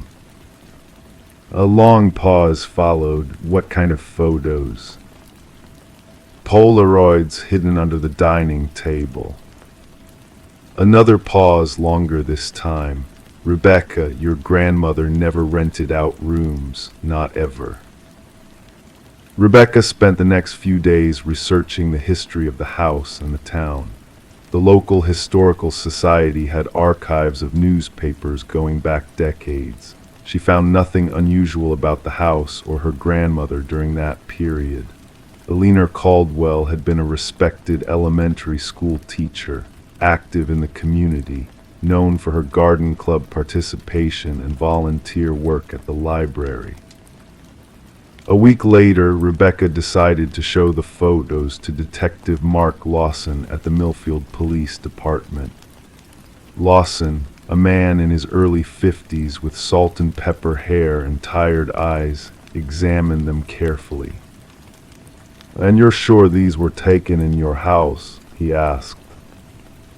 "Positive. That's my bed upstairs. Well, my grandmother's bed, now mine." Detective Lawson studied the photos again. These people, none looked distressed. They appear to be simply sleeping. "But why would someone take pictures of strangers sleeping in my grandmother's house? And why would she hide them under the table?" Lawson couldn't provide answers, but promised to look into any missing persons cases from that time period. He asked to keep the photos temporarily, which Rebecca reluctantly agreed to. 2 days later, she received an unexpected visitor. Martha Keene was in her 70s, thin and elegant, with perfectly coiffed white hair. She had been her grandmother's closest friend for over 50 years. "Your mother mentioned you found some photographs," Martha said once they were seated in the living room with tea. "She's worried about you." Rebecca hadn't told her mother exactly what was in the photos, only that she'd found strange pictures. "Did you know my grandmother well in the late 70s?" she asked Martha. Martha's hands trembled slightly as she set down her teacup. "Very well, we taught at the same school." "Was there anything unusual happening then, with Grandma or with this house?" Martha looked out the window for a long moment before responding. "Your grandmother was a kind woman, Rebecca, kinder than most people knew." "What does that mean?" In 1977 and 78, there was what they called a morality campaign in Millfield. The new police chief and several prominent business owners decided to clean up the town. They targeted what they called undesirables, mostly homeless people, drifters passing through, occasionally young runaways. Rebecca leaned forward. "And what did my grandmother have to do with that?" Eleanor disagreed with the campaign strongly. She believed everyone deserved dignity and safety. Martha took a deep breath. She used to let people stay here just for a night or two, people who had nowhere else to go. The realization dawned on Rebecca slowly. She was sheltering homeless people. Martha nodded. It was dangerous what she did. If the police had found out, she could have lost her teaching position, faced fines, maybe worse. "But the photos, why take pictures of them sleeping?" "Protection," Martha said simply. "Documentation. If anyone ever accused her of impropriety, she wanted evidence that nothing untoward happened, that people simply slept here and moved on." Rebecca sat back, processing this information. The last photo is dated December 1978. Why did she stop? Martha's expression darkened. There was an incident. A young man who stayed here was found dead 3 days later by the river. Exposure, they said. The leaner was devastated. She believed if she had let him stay longer, he might have lived. Detective Lawson called Rebecca the following day. He'd found no matches between the faces in the photos and any missing persons cases from that time period. The photos, as evidence of anything criminal, led nowhere. With Martha's permission, Rebecca contacted several of Alina's former colleagues who were still living. None knew specifically about her grandmother's secret activities, but all confirmed her compassionate nature and her vocal opposition to the morality campaign of the late 70s. Rebecca continued restoring the table, sanding away decades of scratches and watermarks. As she worked, she thought about her grandmother in a new light, not just as the kind woman who baked cookies and taught her to garden, but as someone who had taken real risks to help strangers when it wasn't popular or safe to do so. When the refinishing was complete, Rebecca carefully reattached the photos to the underside of the table, adding a small note of her own. Alina Caldwell, Quiet Hero, 1977-1978. She felt these hidden acts of kindness should remain part of the table's history, a secret testament to her grandmother's character. The police never found any further information about the people in the photographs. Detective Lawson eventually returned the originals to Rebecca. Their investigation closed due to lack of evidence of any crime. That winter, inspired by her grandmother's example, Rebecca began volunteering at Millfield's only homeless shelter. When asked why she chose this particular cause, she would simply say it was a family tradition of sorts. Sometimes at night, lying in the four-poster bed, Rebecca would think about the strangers who had once slept there, finding temporary refuge.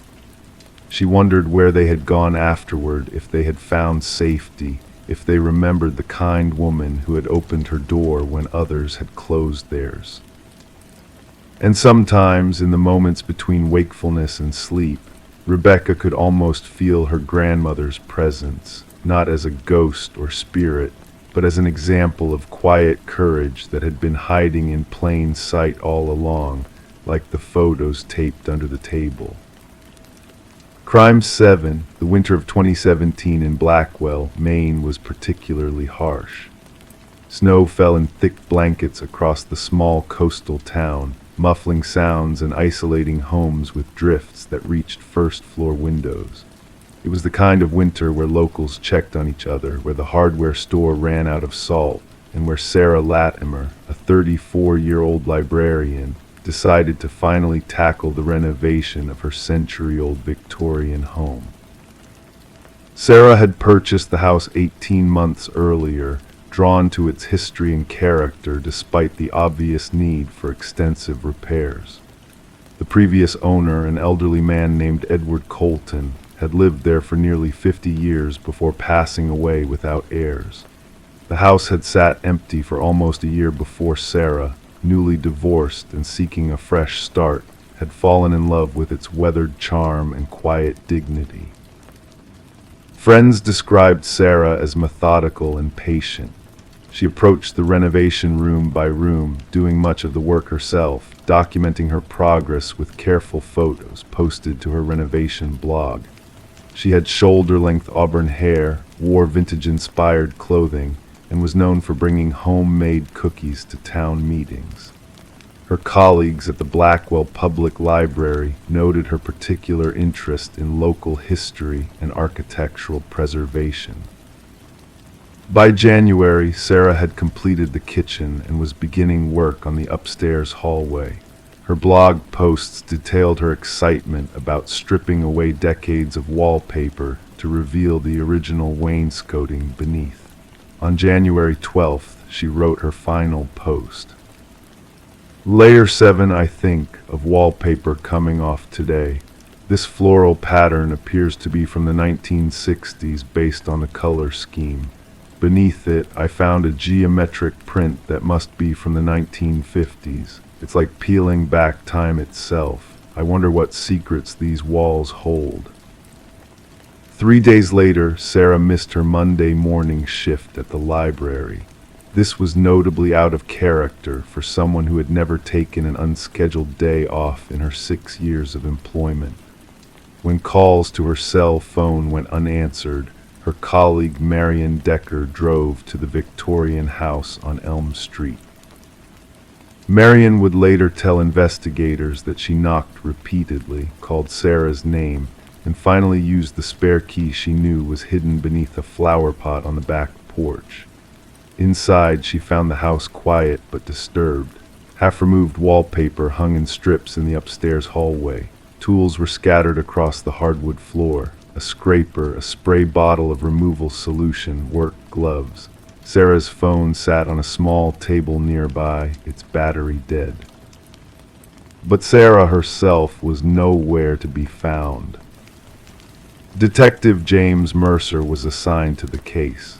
A 20-year veteran with the Blackwell Police Department, Mercer approached missing persons cases with deliberate care. He was known for his attention to detail and his calm, unwavering demeanor. As he walked through Sarah's home that first day, he noted several peculiarities. The coffee maker was set to brew but never turned on, he wrote in his initial report. A half-eaten piece of toast sat on a plate in the kitchen. The back door was unlocked, but there were no footprints in the snow outside that entrance. Most curious of all was what Mercer discovered in the upstairs hallway. In the area where Sarah had been removing wallpaper, a section had been completely stripped away, revealing something unexpected beneath. The outline of what appeared to be a door rectangular, about 6 feet tall, with no visible hinges or handle. It had been sealed into the wall, covered over with plaster and decades of wallpaper. The plaster around the door outline had been partially chipped away, Mercer noted, as if someone had been attempting to access whatever might be behind it. Sarah's sister, Emily Latimer, arrived from Boston the following day. She stayed in a hotel rather than the house, telling Detective Mercer that something about the place feels wrong now. Emily described her sister as grounded and practical, with no history of mental health issues or erratic behavior. She confirmed that Sarah had been excited about the renovation project, but had never mentioned finding a sealed door. She would have told me, Emily insisted. We spoke 3 times a week. She would have sent photos, speculated about what might be behind it. That was her nature, curious but methodical. The investigation intensified. Police interviewed neighbors, who reported nothing unusual except for a blue pickup truck parked on the street the evening before Sarah disappeared. No one recognized the vehicle or could recall its license plate. Records showed no calls to Sarah's phone in the 24 hours before her disappearance except for one from Emily, which lasted 4 minutes and seemed routine based on cell phone records. 5 days into the investigation, forensic analysts examined the mysterious door outline in the hallway. Using specialized equipment, they determined that there was indeed a hollow space behind the wall, a space approximately 3 feet deep and 6 feet wide. But without causing significant damage to the historical structure, they could not access whatever might be within. It was Emily who made the connection that changed the direction of the investigation. While going through Sarah's research materials, she found notes about Edward Colton, the previous homeowner. Sarah had been digging into his history, discovering that before his retirement, Colton had worked as a contractor specializing in historical renovations.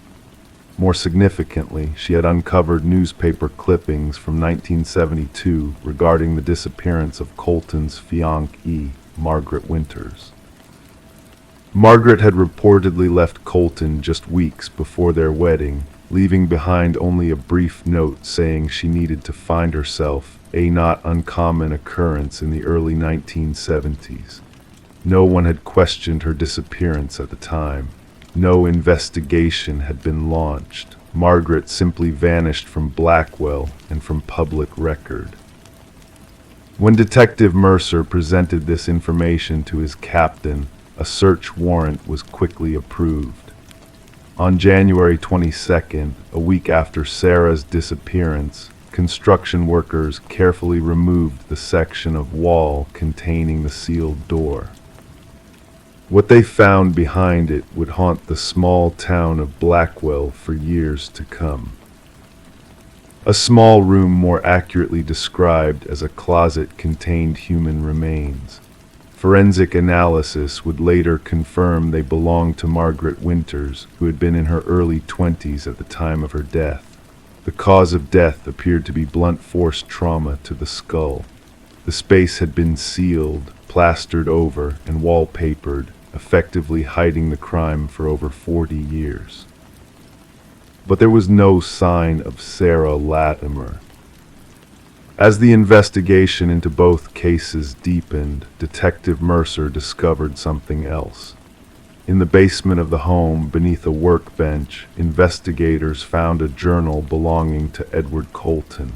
The final entries, written in shaky handwriting just months before his death, contained confessions and ramblings. "She keeps knocking from inside the wall. I know it's impossible. I sealed that door myself. No one could survive in there. No one could know. But at night I hear the knocking. One knock, then silence, then a knock in return, as if she's communicating with someone, as if she's not alone in there." The journal raised more questions than it answered. Had Colton been experiencing hallucinations in his final days?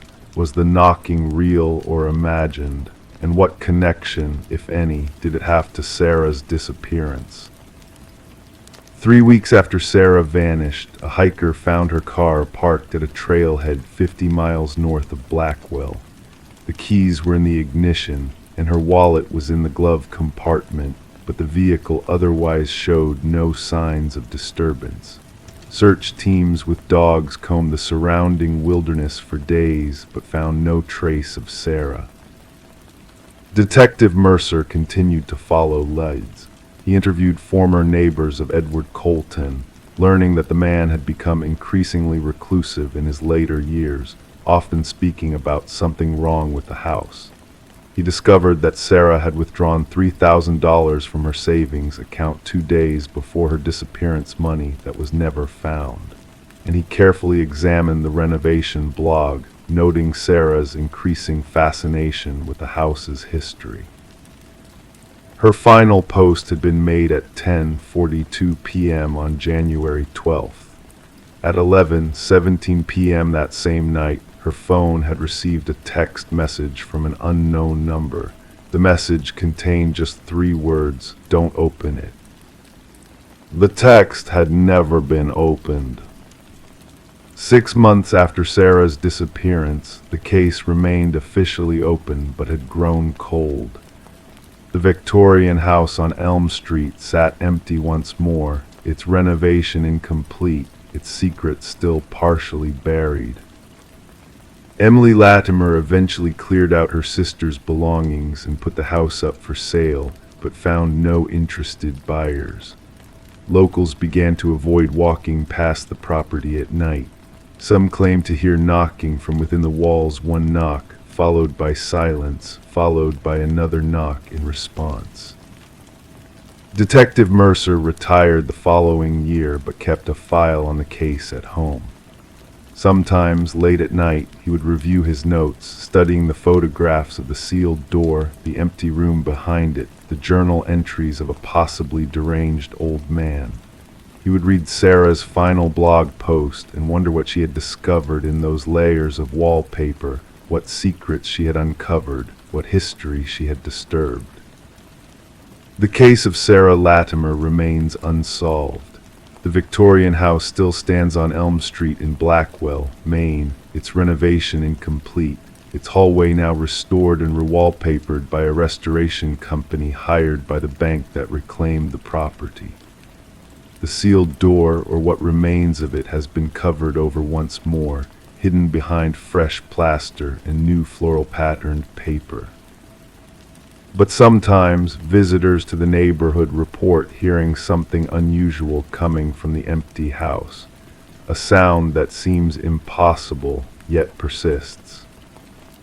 One knock, a pause, then a knock in return. As if someone or something is still there, still communicating, still waiting to be found.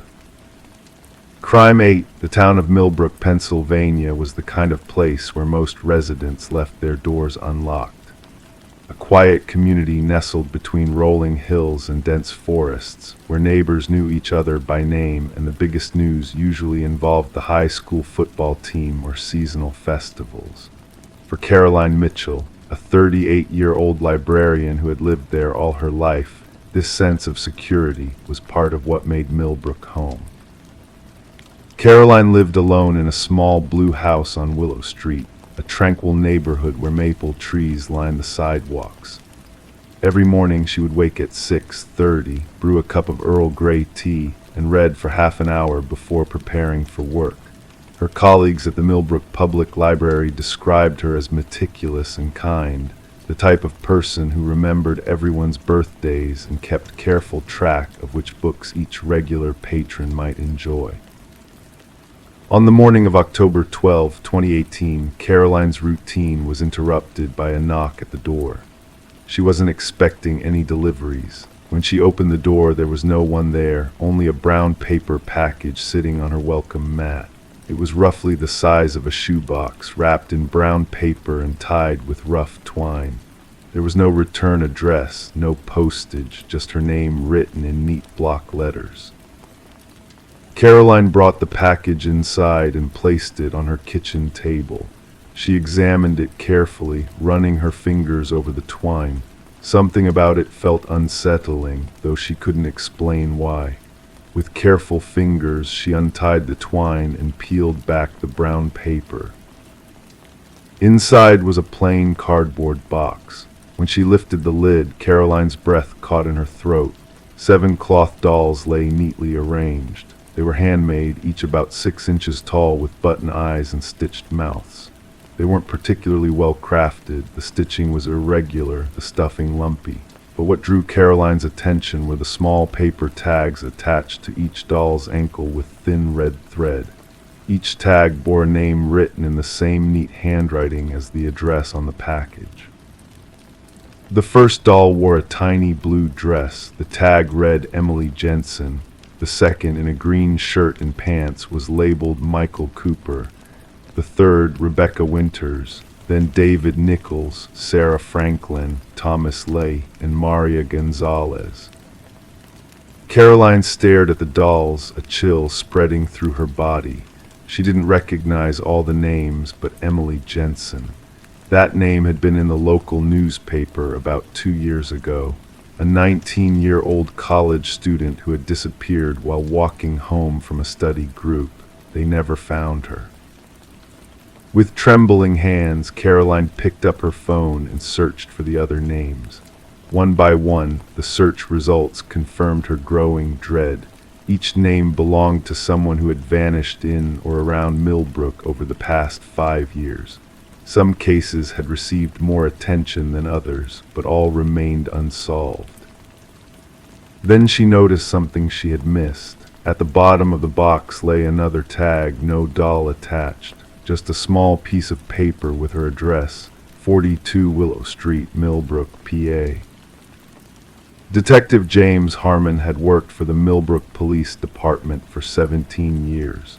In a town of just under 15,000 people, major crimes were rare. The disappearances over the past few years had been the most disturbing cases of his career. Now, as he sat across from Caroline Mitchell in her living room, looking at the 7 dolls arranged on her coffee table, he felt the same unease that had plagued him throughout these investigations. "And you have no idea who might have left this package?" he asked, his voice calm despite the tension in his shoulders. Caroline shook her head. Her hands were wrapped around a mug of tea that had long gone cold. No, I didn't see anyone. There was just a knock, and when I opened the door, the package was there. Detective Harmon examined each doll carefully, wearing latex gloves. The craftsmanship was amateurish but deliberate. The faces were featureless apart from the button eyes and simple stitched mouths, but there were details on each that corresponded to the missing persons. Emily Jensen's doll had blonde yarn for hair, similar to the college students. Michael Cooper's doll wore a tiny fabric baseball cap, just like the one he was wearing in the missing person flyers. Have you received any strange calls or messages recently? Noticed anyone watching your house? Harmon asked. No, nothing, Caroline replied. I'm just a librarian. I don't have enemies. Harmon nodded slowly. We'll dust the package for prints and analyze the materials. In the meantime, I'm going to have an officer parked outside your house tonight. That night, Caroline couldn't sleep. She sat by her bedroom window, staring out at the police cruiser parked across the street. The dolls were gone, taken as evidence, but she couldn't shake the image of that last tag with her address. The investigation revealed little in the following days. No fingerprints were found on the package or the dolls. The materials, cotton fabric, button eyes, polyester stuffing, were all common items available at any craft store. The twine was standard hardware store variety. The paper for the tags came from ordinary printer paper. The only distinctive element was the red thread used to attach the tags, which was determined to be embroidery floss. 2 weeks after receiving the package, Caroline was reshelving books in the reference section of the library when she noticed a man watching her from between the stacks. When she turned to look directly at him, he disappeared. She caught only a glimpse, average height, wearing a gray jacket, perhaps in his 40s. Something about his stillness as he watched her remained imprinted in her mind. That evening, she mentioned the incident to Officer Reyes, who had been assigned to check on her regularly. The officer took notes but didn't seem overly concerned. A lot of people come and go in the library, she said, but we'll keep an eye out. 3 days later, Caroline found a single cloth doll placed on the driver's seat of her car, which she had left unlocked in the library parking lot. This doll had no clothes, no distinguishing features, just a blank cloth figure with button eyes and a tag bearing her name, Caroline Mitchell. The police increased their presence around Caroline's home and workplace. Detective Harmon interviewed library patrons and staff, showing them photographs of the missing persons, asking if anyone had noticed connections between them. The cases had seemed unrelated before. Different ages, different backgrounds, disappeared in different circumstances. But now, with the dolls connecting them, investigators searched for patterns they might have missed. Sarah Franklin's mother, a woman in her 60s with tired eyes and graying hair, came to the police station after hearing about the dolls on local news. Sarah used to make dolls, she told Detective Harmon, her voice barely above a whisper. Not good ones, she wasn't crafty, but she would make these simple cloth dolls, said it helped with her anxiety. Sarah had disappeared 3 years ago at age 32. She suffered from depression and social anxiety, lived alone, worked from home as a data entry clerk. The police had initially suspected suicide, but no body was ever found. Another connection emerged. Thomas Lee had been a regular at the Millbrook Public Library before his disappearance. Caroline recognized his name, but couldn't recall interacting with him specifically. Library records showed he had checked out books on local history and craft making. As winter descended on Millbrook, the investigation seemed to stall. Caroline jumped at shadows and struggled to sleep. The dolls had been analyzed by forensic experts who found nothing to identify their maker.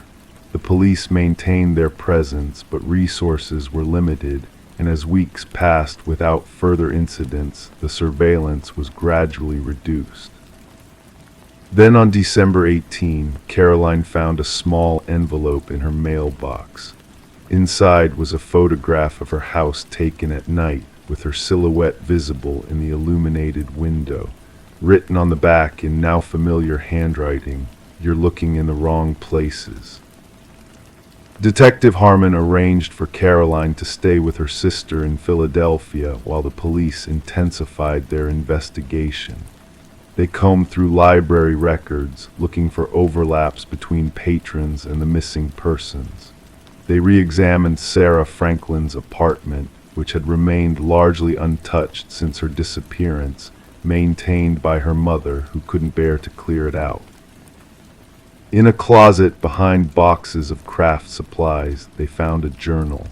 The later entries revealed Sarah's growing paranoia about a patron at the library, someone she described only as the Watcher. According to her writings, this person would sit for hours, pretending to read but actually observing others. Sarah had noticed because she recognized the behavior. It was something she did herself when her anxiety prevented normal social interaction. The final entry, dated 3 days before her disappearance, read, "He knows I've seen him. Today he smiled at me. Not a normal smile. I don't want to go back there, but I need to know why he watches everyone." As January turned to February, Caroline returned to Millbrook, refusing to let fear drive her from her home permanently. The police maintained regular checks on her house, and she had installed new locks and security cameras. Library staff were briefed to report any suspicious behavior.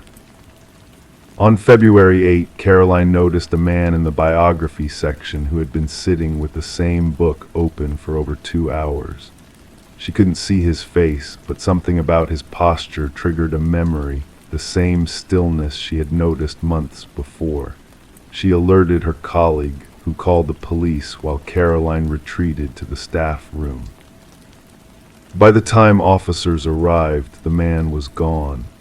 Security footage showed only his back as he exited the building, average height, gray jacket, carrying a messenger bag. His face never turned toward the cameras. That evening, as Caroline prepared for bed, her new security system chimed. Someone was at the front door. The camera showed a delivery person holding a package. Despite the late hour, nothing seemed immediately threatening. The uniform looked legitimate, and the person was standing back from the door, clearly visible. Caroline called the police before approaching the door. Through the intercom, she asked the delivery person to leave the package on the step. Instead, he looked directly into the camera and said, "You have something that belongs to me, Caroline." The police arrived within minutes, but the man was gone, leaving no package behind. The security footage was clear enough to provide their first real lead, a face to match with the mysterious figure. Within days, they identified him as Edward Mercer, a 43-year-old former art therapist who had worked at a mental health facility where both Sarah Franklin and Thomas Lee had been patients. Further investigation revealed that Mercer had been dismissed from his position 4 years ago due to inappropriate behavior with patients. He had maintained an apartment in Millbrook, but also owned a small cabin about 30 miles outside of town, deep in the woods off Millers Creek Road. On February 15, police executed a search warrant on the cabin. What they found confirmed their worst fears. In a cellar accessed through a trap door in the floor, they discovered hundreds of cloth dolls hanging from the ceiling. On the walls were photographs of all 7 missing persons, along with dozens of others, including Caroline. Some photos dated back over a decade. There was no sign of Mercer himself, nor any human remains.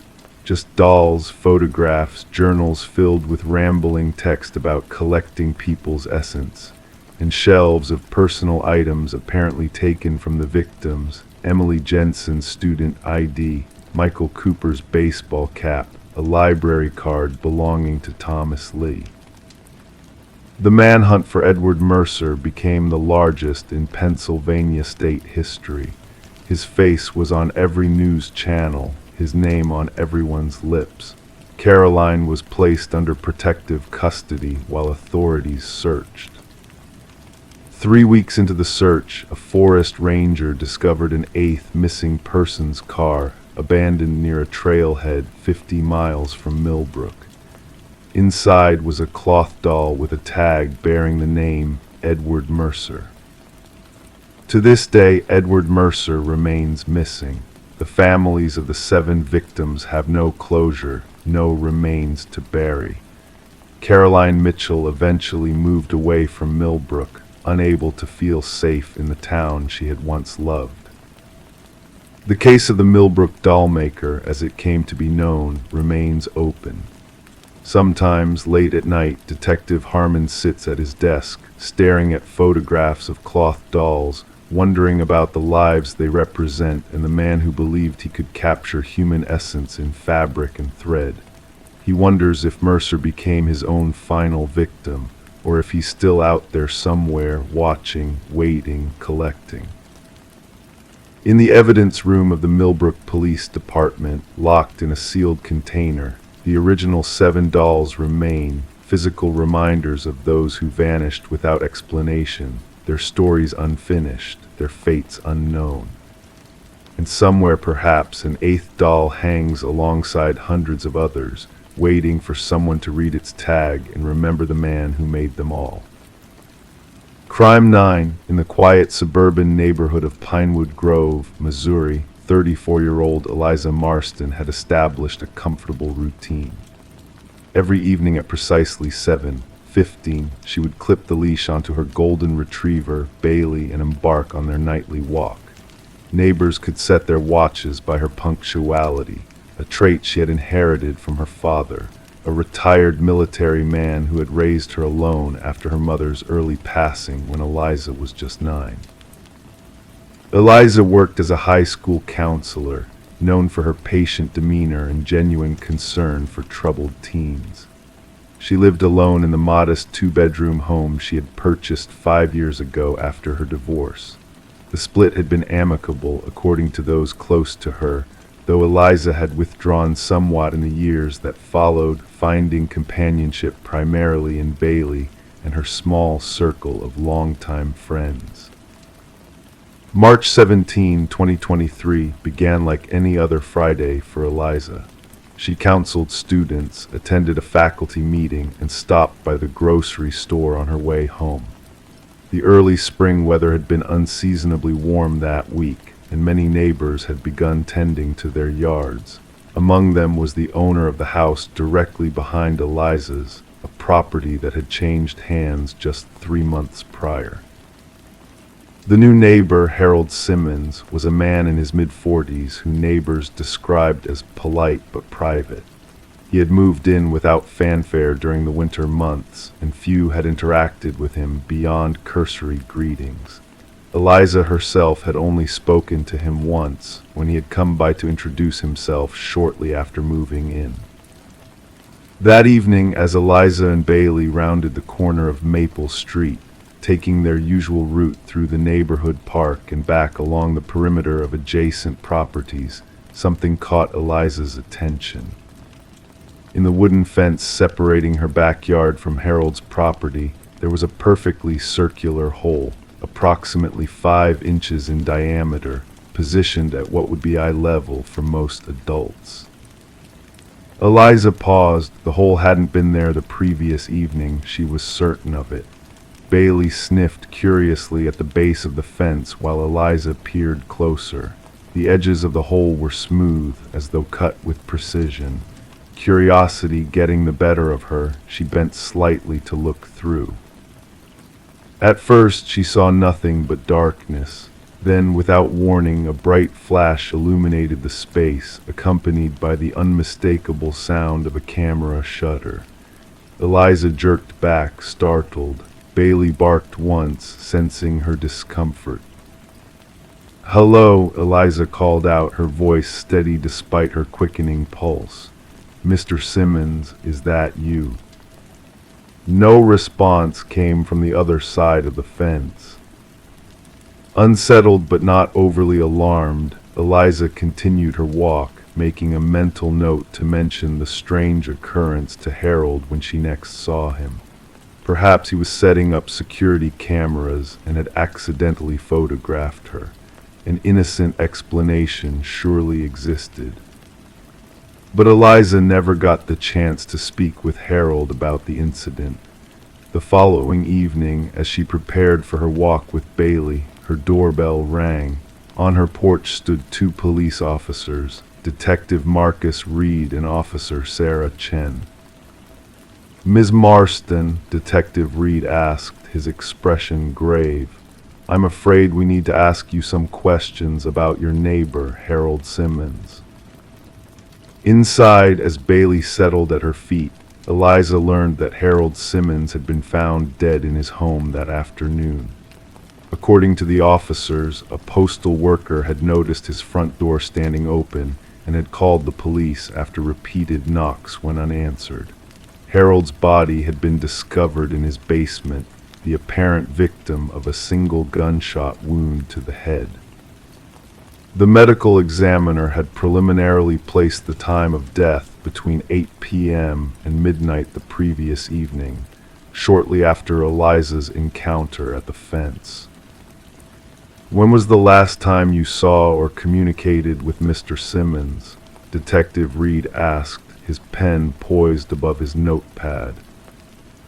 Eliza recounted her discovery of the hole and the camera flash, a chill running through her as she realized how close in time it had been to Harold's estimated death. The detectives exchanged glances. "We'll need to check that out," Officer Chen said. "Would you mind showing us?" In the fading twilight, Eliza led the officers to the fence. The hole was still there, exactly as she had described it. Detective Reed shone his flashlight through it, illuminating what appeared to be Harold's meticulously maintained backyard. "We'll need to examine this from the other side," he murmured. "Ms. Marston, can you think of anyone who might have wanted to harm Mr. Simmons?" Eliza shook her head. "I barely knew him. He kept to himself, and I respected that. I never saw him have visitors, though." The investigation that followed revealed puzzling details about Harold Simmons. For one, the name appeared to be an alias.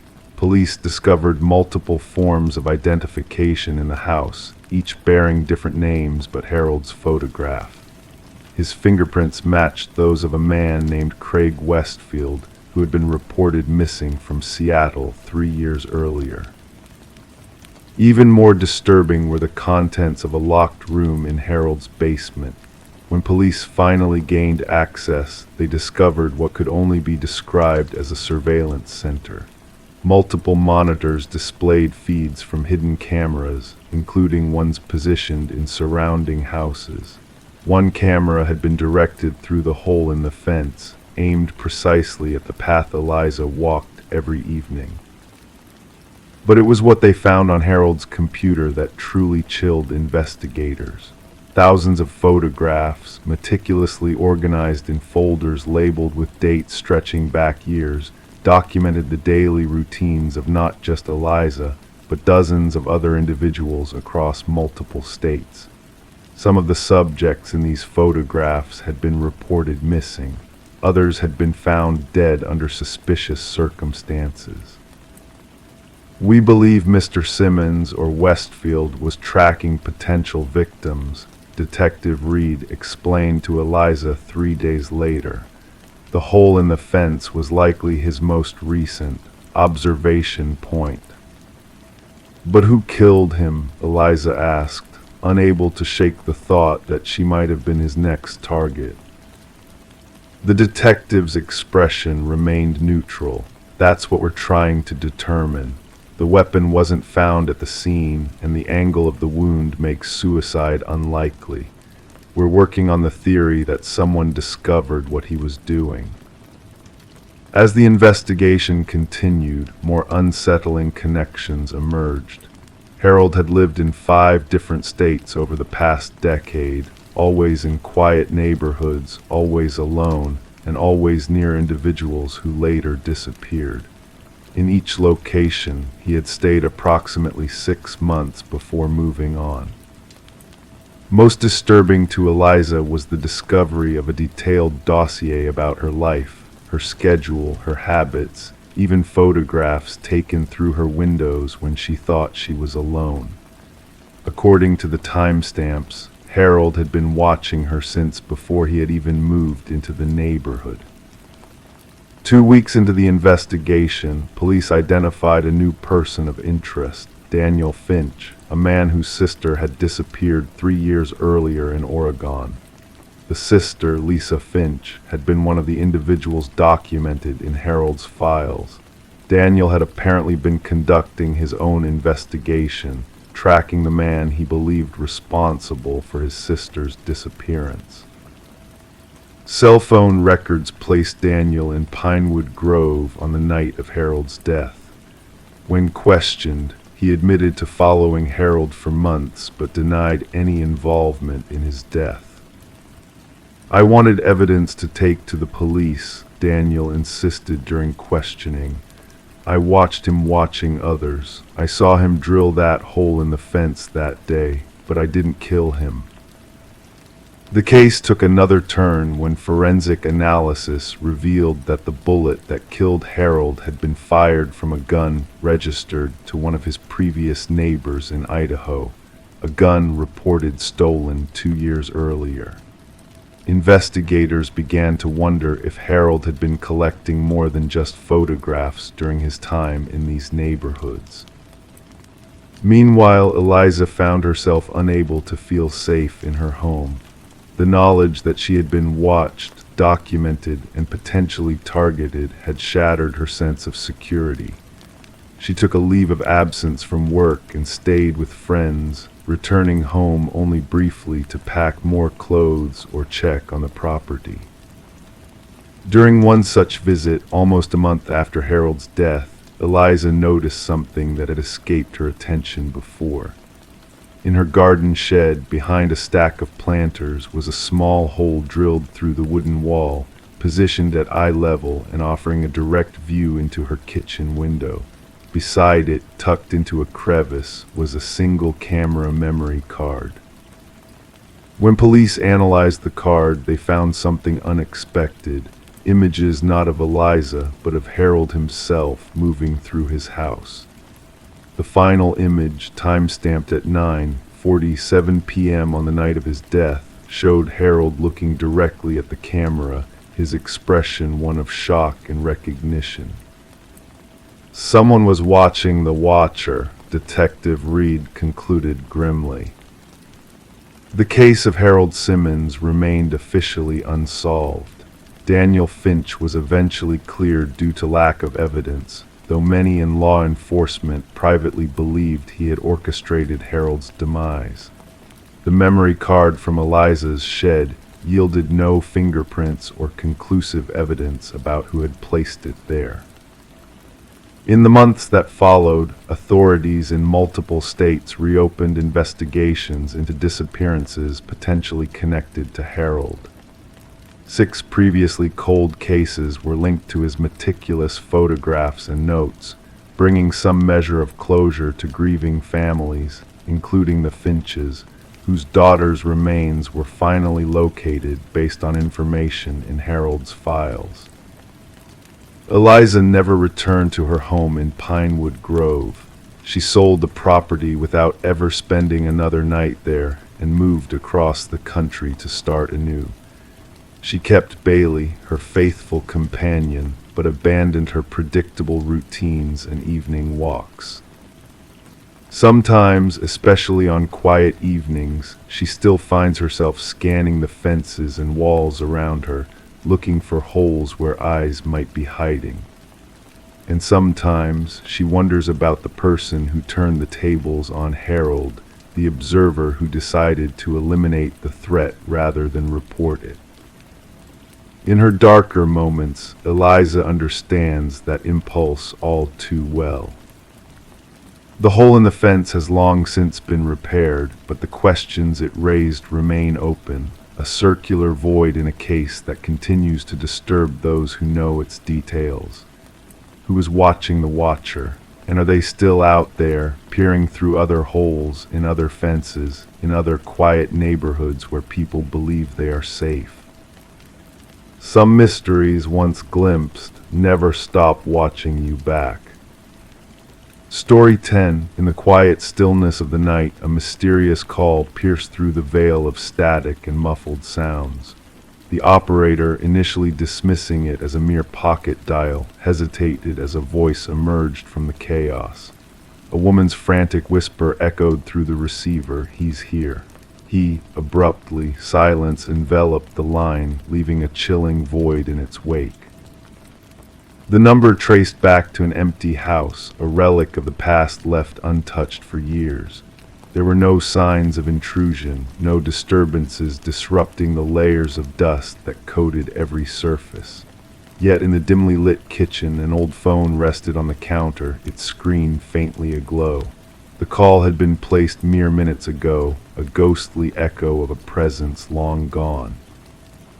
Detective Morgan Reed found herself captivated by the enigmatic message, replaying it repeatedly, each time feeling the weight of the whispered words: desperation, fear, and an inexplicable impossibility. The abandoned property once belonged to the Sullivan family, who had vacated the premises after a devastating fire ravaged the west wing of their home. It stood empty since then, visited only by a caretaker who swore no unauthorized soul had crossed its threshold. Background check on the number, Morgan inquired of her partner, Detective Walsh. The revelation that the number belonged to Catherine Sullivan, the deceased daughter of the former residents, added another layer of intrigue to the enigma unfolding before them. Catherine had perished in a tragic car accident 3 years prior, her voice now haunting them from beyond the grave. The evidence painted a confounding picture: a phone belonging to a woman long dead, emitting distress signals from a house frozen in time.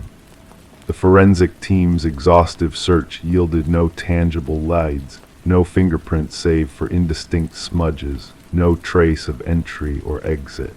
It was as though the phone had materialized out of thin air, disrupting the pristine layer of dust with its enigmatic presence. The heart of their investigation became the haunting recording, the static-laden transmission, the rhythmic breathing, and the 5 chilling words that reverberated in their minds. Voice analysis confirmed the spectral voice as Catherine Sullivan's with an unsettling 98% certainty.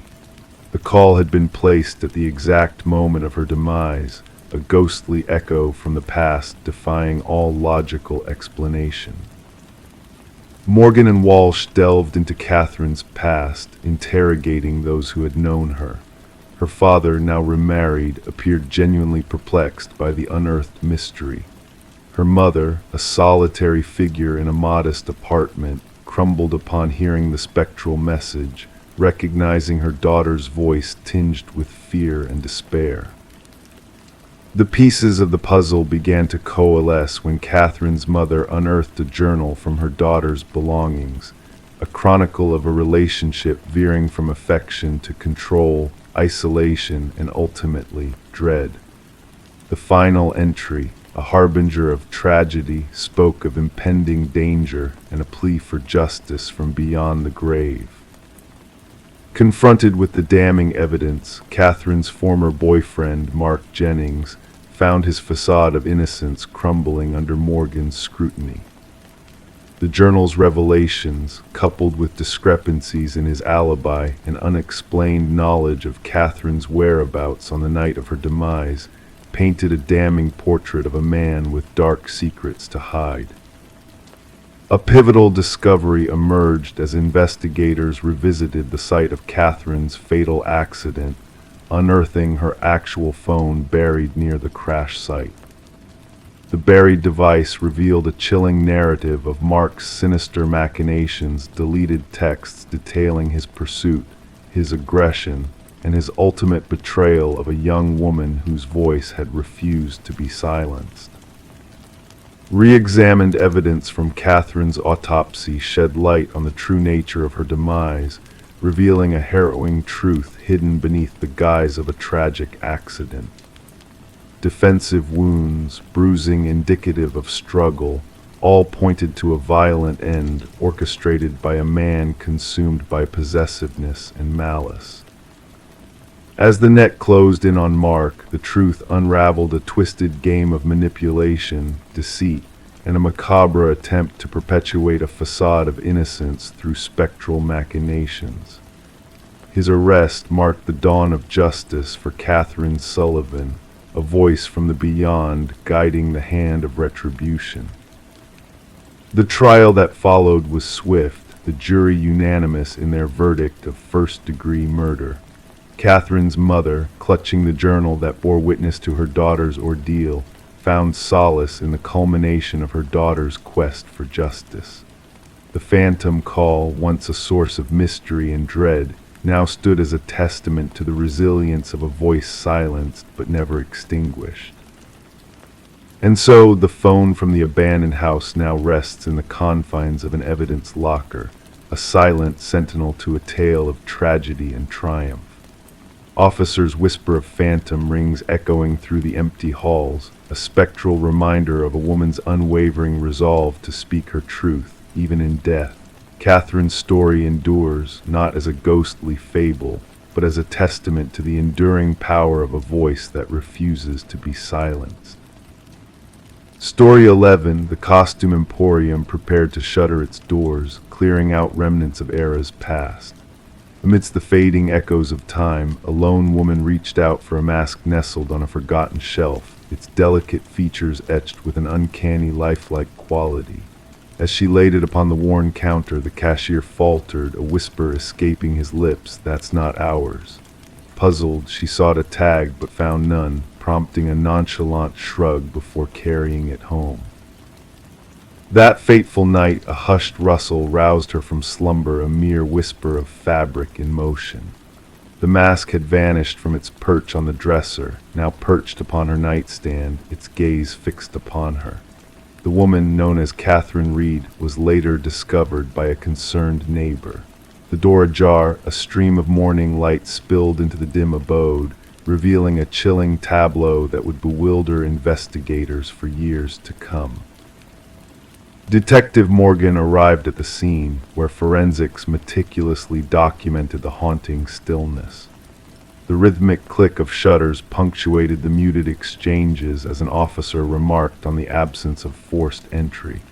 The detective, attuned to subtle nuances, observed ajar drawers and a lipstick-stained water glass amidst an otherwise unassuming setting, save for the lifeless figure that would never stir again. The medical examiner, with a solemn countenance, could not ascertain the cause of death upon initial examination.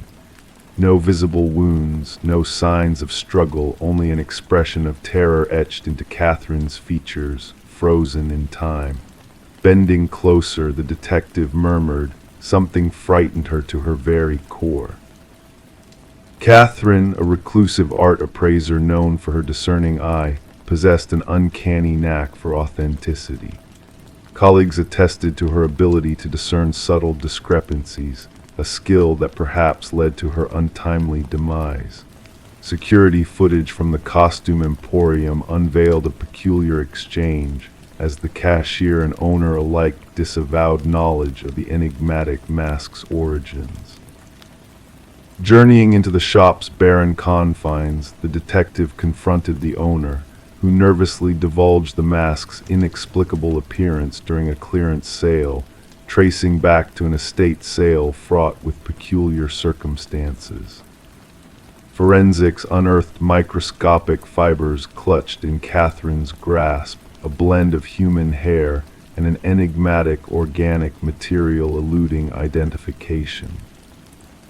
A harrowing pattern emerged as records disclosed similar deaths linked to the acquisition of anomalous masks, each victim bearing a visage frozen in terror. An aged detective, privy to a bygone case, shared revelations of ancient symbols concealed within the masks, a sinister connection to a ritual of soul transference. A pivotal breakthrough surfaced within Catherine's sanctuary, a hidden journal detailing her mounting dread and the malevolent sentience lurking within the mask. Her frantic entries chronicled a chilling revelation: the mask's insidious gaze, its macabre ties to a lineage of tragic demises. The detective pieced together the macabre puzzle, the eerie fibers, Catherine's unsettling discoveries, and the spectral deaths echoing through time. The medical examiner at last attributed Catherine's demise to a fatal cardiac arrest induced by sheer terror. However, the investigation spiraled into deeper shadows when surveillance footage unveiled a spectral figure exiting Catherine's abode, cloaked in a mask mirroring her countenance yet moving with an unnatural cadence. The missing mask eluded capture, reappearing months later in a distant vintage shop, slipping through the investigator's grasp into obscurity. The enigma remains unsolved, haunting the detective who safeguards Catherine's journal, a testament to a truth beyond official records. In the nocturnal stillness, she startles awake, a lingering sense of being watched. She secures her abode, resisting the specter of the mask's cyclical quest for hosts, a malevolent force spanning centuries, lying in wait for its next unwitting victim. Out there in the deep shadows, the mask bides its time, hungering for what lies beneath mortal masks, a relentless force lurking in the darkness, poised to ensnare another soul in its unending dance of terror. Story 12. The aged envelope exuded a sense of history, its once white edges now tinged with a faded yellow hue, a stark contrast to the fresh stamp affixed to it, marking its recent journey through the postal system. With a delicate touch, the detective unfolded the envelope, revealing a single sheet of paper within. The message, typed in a rushed and uneven font, read, "I am sorry for what I did." A peculiar dampness clung to the paper, carrying with it a faint hint of iron that lingered in the air. It was only upon closer inspection that the detective noticed a reddish smear adorning the bottom edge of the page, a chilling revelation. Detective Sarah Morgan, a seasoned investigator, carefully placed the letter into an evidence bag, her gloved hands moving with precise expertise. The forensic team's analysis confirmed her suspicions. The reddish stain was indeed human blood, its DNA matching that of an unsolved homicide victim, Rebecca Warren, a young journalist whose brutal murder had long haunted the department. Rebecca had been discovered in her apartment, life taken by multiple stab wounds, her work scattered around her, hinting at a connection between her death and the stories she was pursuing. Despite exhaustive efforts, the case had grown cold until this mysterious letter arrived, bearing a message of remorse or manipulation. The letter, with minimal fingerprints and a postmark as the sole lead, prompted Detective Morgan to convene her team for a crucial briefing. As they gathered in the dimly lit room, surrounded by haunting crime scene photos and fruitless leads, she affixed the image of the letter to the board, declaring, "This changes everything. Our perpetrator shows signs of guilt." Her longtime partner, Detective James Chen, offered a counterpoint, suggesting the blood may be a calculated taunt rather than a genuine display of remorse. Tracing the unique typewriter patterns to a rare, decades-old model, the team embarked on a new phase of the investigation, delving into Rebecca's unfinished story on a politically connected family. As they revisited her life, a pattern emerged, pointing towards potential suspects. Rebecca's boyfriend, Michael Barnes, once a grieving partner, now exhibited telltale signs of unease in light of the new evidence, hinting at hidden truths. With the arrival of a second letter, bearing a longer confession and the same bloody signature, the focus shifted to the deceased patriarch's mansion, where interviews with the family uncovered layers of deception and betrayal. The forensic breakthrough linking the letters to a member of the household led to a chilling discovery: a hidden room within the mansion, filled with incriminating evidence tying the family to Rebecca's murder. The unraveling of the intricate web of lies culminated in a shocking revelation: collusion between Rebecca's boyfriend, Michael, and the family's eldest son, Richard. The trial that followed exposed the depths of their treachery, with a damning recording from the youngest daughter, Eleanor, sealing Richard's fate. As justice was served, Detective Morgan found solace in providing closure to Rebecca's grieving parents, knowing that the truth, no matter how carefully concealed, would always find its way to light. The blood-stained letters, now stored away as relics of a twisted tale, stood as a somber reminder that even the most meticulously planned crimes bear the marks of guilt and consequence. The case of Rebecca Warren echoed through the halls of detective training, a testament to the power of intuition and the unyielding weight of a killer's conscience, proving that in the realm of justice, no secret remains hidden forever. Story 13. The river flowed lazily that morning, its surface smooth as glass, undisturbed by the gentle breeze. The fisherman, lost in his thoughts, almost overlooked the sight of a lone suitcase bobbing near the shore. Initially, he mistook it for a pile of discarded clothes, but as he ventured closer, a foul odor drifted towards him, thick, sickly sweet, impossible to ignore. The suitcase was bound in chains, its corners corroded from exposure to the elements. When authorities pried it open, what they discovered within was chilling. Not clothing, but strands of hair twisted together, fingers frozen in a haunting grip, and at the bottom, a cryptic note that sent shivers down their spines: "This isn't the first." Detective Sarah Mercer arrived at the scene, her presence a calming yet enigmatic presence amidst the grim discovery.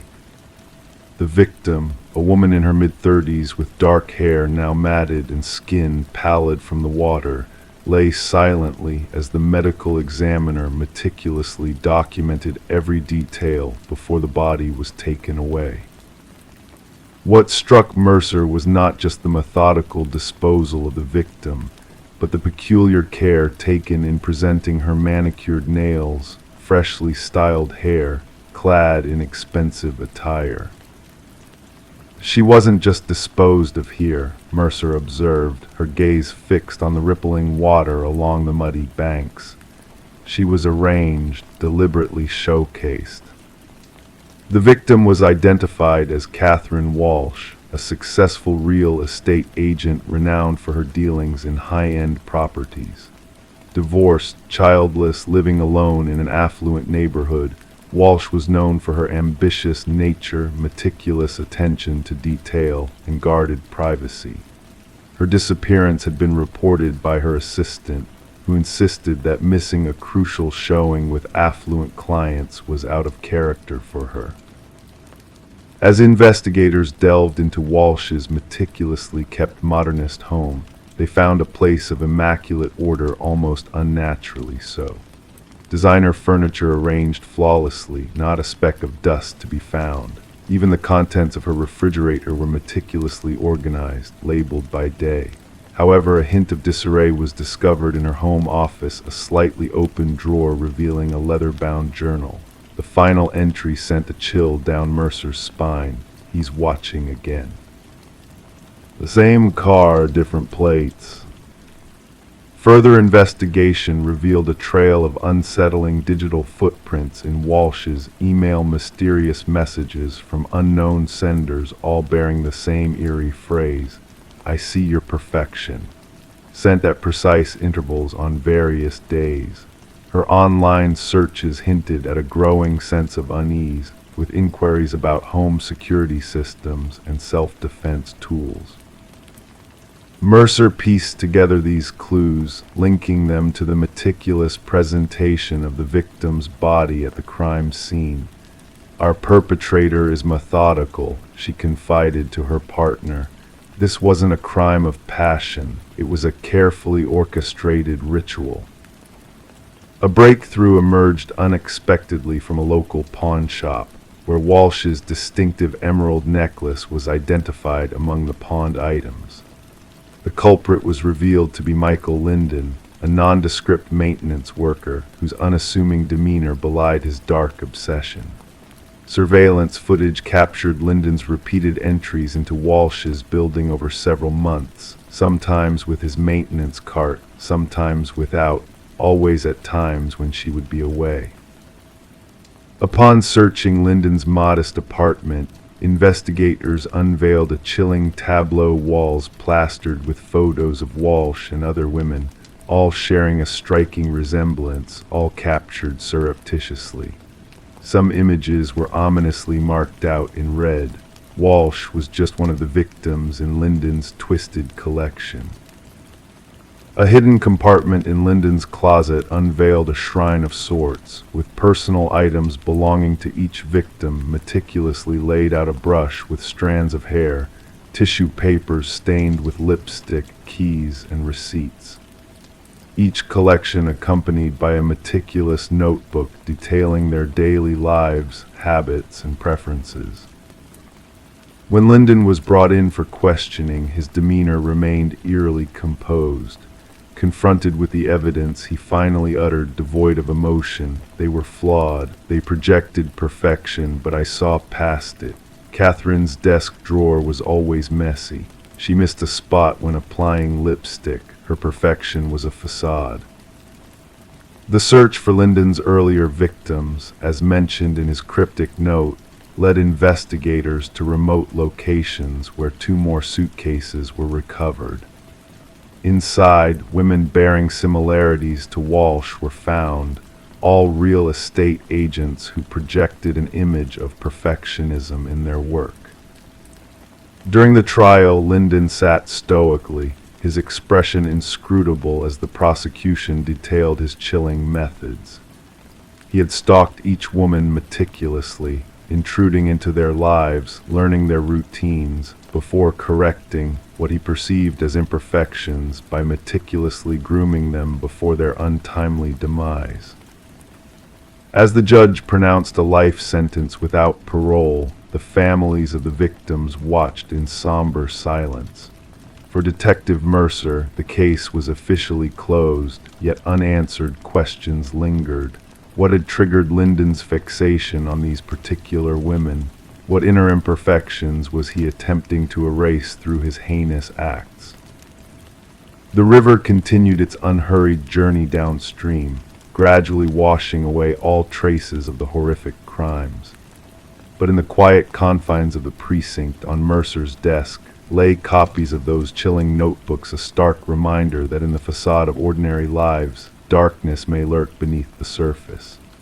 And perhaps the most insidious predators are those who blend seamlessly into the shadows, patiently observing, waiting for a single flaw to expose itself. Story 14, The Hidden Observer. The realtor's listing made no mention of a basement. The blueprints held no clue to its existence. Yet when the family peeled back the old carpet, they uncovered a hidden door. A door with a heavy, rusted handle that took 3 of them to force open. As the door creaked ajar, stale air, thick with the scent of damp earth, greeted them. Steps descended into darkness. They anticipated storage space, but found a solitary chair under a swaying light bulb. And on the wall behind, a series of photographs of them. The Mercer family had moved into the suburban property during a cold winter, the dark setting in early, the trees stripped bare. The two-story house with its worn siding and creaky floors had appealed to them for its character and history. Little did they know the depth of history within the walls and how violently it would intersect with their lives. Detective Sarah Connors and her partner arrived at the property to find the crime scene unit already at work, securing the area with fluttering yellow tape. Mrs. Mercer's voice had trembled over the phone as she described the hidden chamber beneath their living room floor. Connors wasted no time, instructing the team to document every detail before anyone else ventured down. The forensic team's camera flashes pierced the darkness of the basement, capturing the scene. The wooden steps groaned underfoot as they descended. The basement, no larger than a standard bedroom, boasted concrete walls painted a dull gray. A single chair was bolted to the floor, illuminated by the harsh glow of the bare bulb above. Yet it was the wall of photographs that held their gaze, 37 snapshots meticulously arranged in chronological order.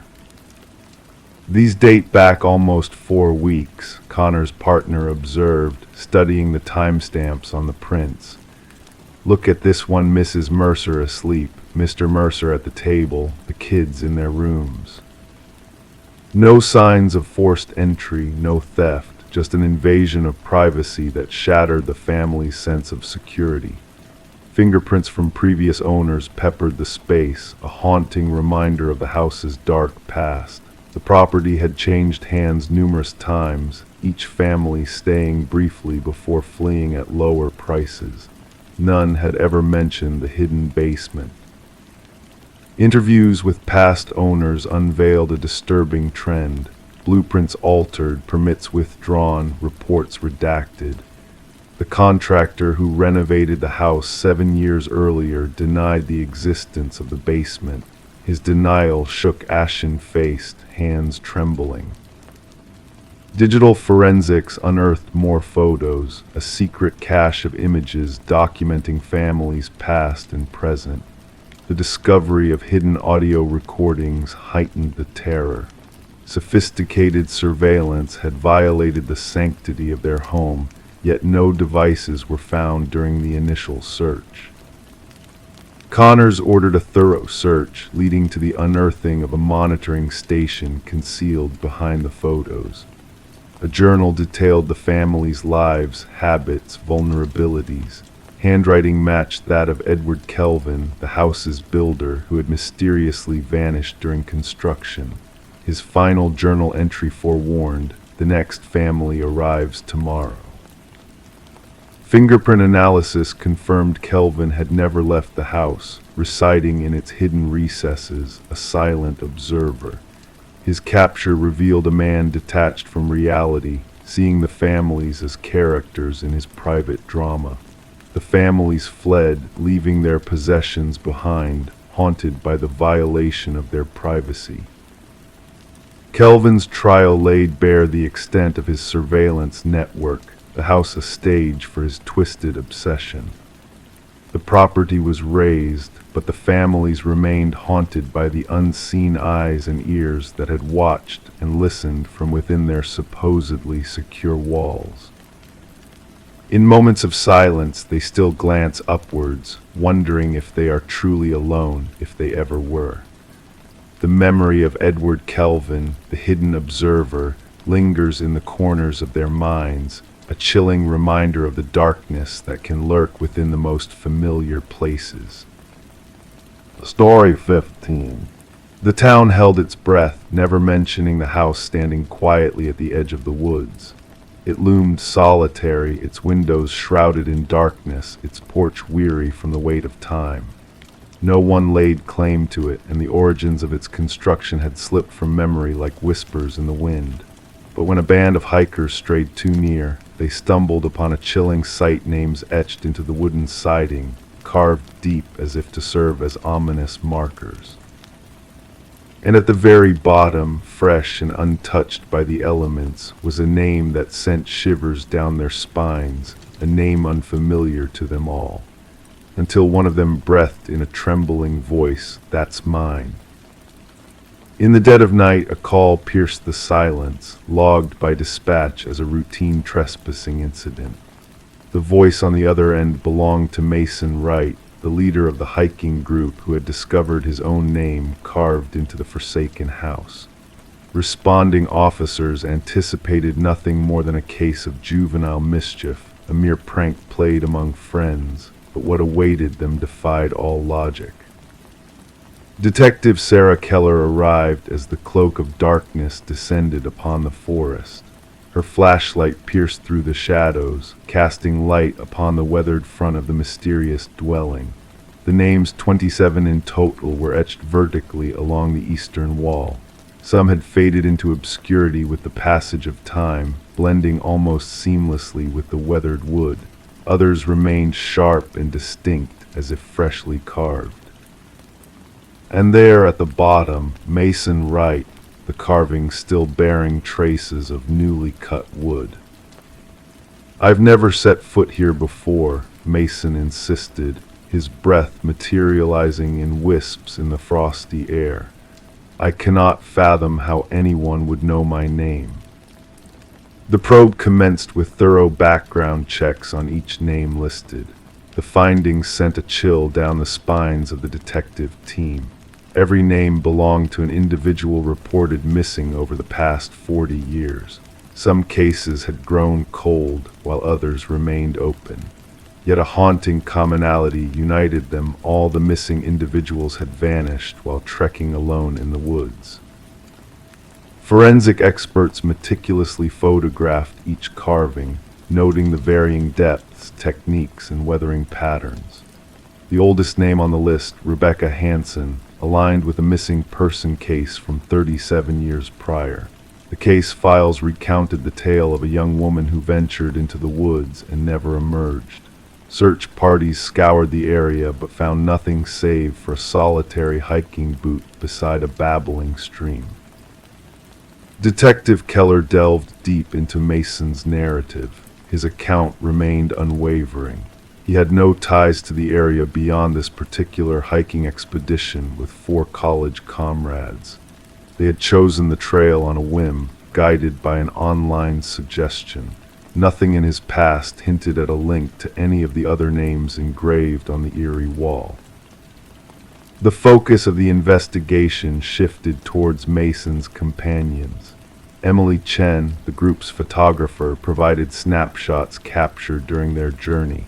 Upon scrutinizing the images, analysts discerned a disquieting presence, a blurred figure looming in the background of 3 distinct photos. The silhouette bore resemblance to a tall, slender man, always partially obscured by the surrounding trees. "We encountered no one else on our trek," Emily maintained. "We would have remembered." Detective Keller ordered a thorough search of the house's interior. The abode appeared abandoned, cloaked in dust with shattered furnishings strewn about. Yet in the depths of the basement, officers stumbled upon a harrowing sight.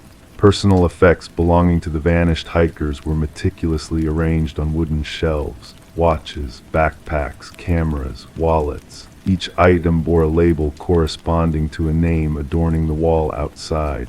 The evidence team meticulously cataloged every item. Underneath the stark glow of ultraviolet light, patterns of bloodstains emerged on the concrete floor, stains scrubbed in a futile attempt to erase them.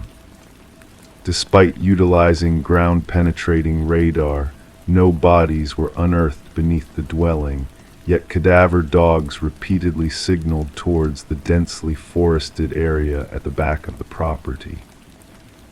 As the inquiry intensified, Detective Keller observed peculiar behavior exhibited by Mason Wright. He reported peculiar incidents, whispers lingering outside his abode, footprints in fresh snow leading to his doorstep but vanishing on the return journey, shadowy figures observing from the dimly lit street. The department assigned an officer to safeguard him, but Mason's paranoia spiraled out of control. A breakthrough surfaced when researchers unearthed buried land records within county archives. The home had once belonged to a recluse hunter named Victor Blackwood. Neighbors spoke of fleeting encounters with the unnaturally tall, emaciated man who shunned social interactions. Blackwood vanished without a trace 15 years prior, his disappearance left uninvestigated. Detective Keller secured a warrant to delve deeper into the encompassing forest. The search party stumbled upon a series of rudimentary hunting blinds strategically positioned along frequented hiking trails. Within one, they stumbled upon a journal brimming with meticulous observations, notes on hikers, their routes, gear, and routines. The script mirrored that of Victor Blackwood's scant documents. The journal entries evolved from early accounts of hunting techniques for animals to chilling narratives regarding humans as prey, their behaviors, weaknesses, and the methods employed in their collection. The final entries meticulously chronicled the stalking of each victim on the wall, complete with elaborate depictions of how Blackwood selected his quarry. A manhunt for Blackwood was launched across multiple jurisdictions. Helicopters equipped with thermal imaging scoured the forest canopy, while tactical units meticulously combed every crevice and cavern. Yet the elusive suspect remained beyond reach. Mason Wright ceased all communication. Officers dispatched to his dwelling discovered unlocked doors and vacant rooms. On the wall of his bedroom, freshly carved into the wood, stood a solitary phrase, "The hunter becomes the hunted." The search for Mason stretched on for weeks to no avail. However, during a secondary sweep of Blackwood's residence, forensic technicians unearthed a chilling secret. Concealed behind a false partition in the basement, they stumbled upon a small workshop housing woodworking tools, jars of wood preservatives, and a freshly carved piece of wood bearing a new name, a name yet to be affixed to the exterior wall. Detective Keller recognized the name in an instant. It belonged to the chief forensic technician who had processed the house during the initial investigation. The technician had called in sick that morning and was unreachable by phone. Authorities established an unbroken surveillance perimeter around the residence. Cameras scrutinized every approach, while motion sensors stood vigilant for any incursions. The trap was set. 3 nights hence, sensors sounded an alarm. Security footage captured a figure emerging from the forest, a figure impossibly tall and gaunt, moving with an eerie grace. The figure advanced directly towards the house, seemingly unperturbed by the surveillance. As tactical teams closed in, the cameras briefly lost feed. Upon restoration, the figure had vanished without a trace. To this day, the house remains under constant watch. Mason Wright and the forensic technician were never located. The investigation persists, drawing fresh resources as similar vanishings are reported in wooded locales. The names etched on the wall have become a macabre legend among law enforcement circles. Some officers refuse to utter them aloud, while others steer clear of the case entirely. And local hikers now skirt wide around the house, fearful that merely speaking of it might somehow consign their names to that dreadful list, the list no one dares to invoke. Story 16. The parcel arrived without a return label or a tracking number, just a plain cardboard box, slightly damp from the morning dew. It wasn't intended for her. Her address was correct, but the name was a stranger's. She ought to have ignored it, left it untouched on the porch, yet curiosity beckoned. Sarah Miller succumbed and peeled off the tape, anticipating books, clothing, something innocuous. Instead, nestled inside was a VHS tape, accompanied by a solitary sticky note, "Watch alone." Sarah cradled the black plastic cassette in her hands, sensing an unusual weight to it, as if burdened with the weight of forbidden secrets. Her fingertips traced the worn edges, feeling the imperfections etched into the plastic casing. The handwritten note bore the marks of urgency, each stroke pressed firmly onto the paper. In the backdrop of her suburban neighborhood, the usual sounds played out: a distant dog's bark, children's laughter, the drone of a lawnmower. Life carried on, oblivious to the mysterious delivery. Bringing the package inside, Sarah placed it on her kitchen counter, uncertainty clouding her thoughts. The name Daniel Whitaker held no significance to her. Having resided in the house for almost 4 years, she had never received mail for anyone by that name. The previous occupants, the Johnsons, had been elderly and had long since moved away to be closer to family. Curiosity warred with unease as Sarah eyed her VCR, a relic of the past that she kept for sentimental reasons. There was something about the tape that intrigued her, an enigma shrouded in worn black plastic. Against her instincts, she slid the tape into the machine. Static crackled on the screen initially, gradually sharpening into focus. A dimly lit room materialized, illuminated by a single lamp. The camera angle was askew, suggesting haste. A man sat in a wooden chair, his features obscured by shadows at first. "My name is Daniel Whitaker," the man's voice resonated, quiet yet resolute. "If you're watching this, someone has found you, which means they'll find me as well." Leaning in, he revealed a face etched with exhaustion and vigilance, deep, tired eyes, stubble covering his jaw, hair unkempt. "I swear I didn't do it. You have to believe me. They planted evidence against me, framed me for a crime I didn't commit." As the camera shook slightly, Daniel adjusted it, unveiling the sparse surroundings: a barren room with minimal furnishings, the temporary abode of a man ready to flee at a moment's notice.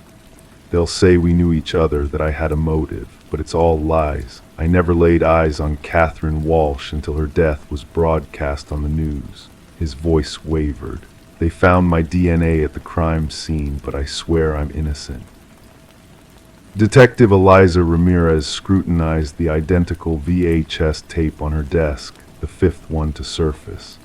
5 tapes, 5 disparate recipients, all bearing Daniel Whitaker's desperate plea, a man officially accused in the murder of Catherine Walsh, a man who had vanished without a trace on the day her lifeless body was discovered.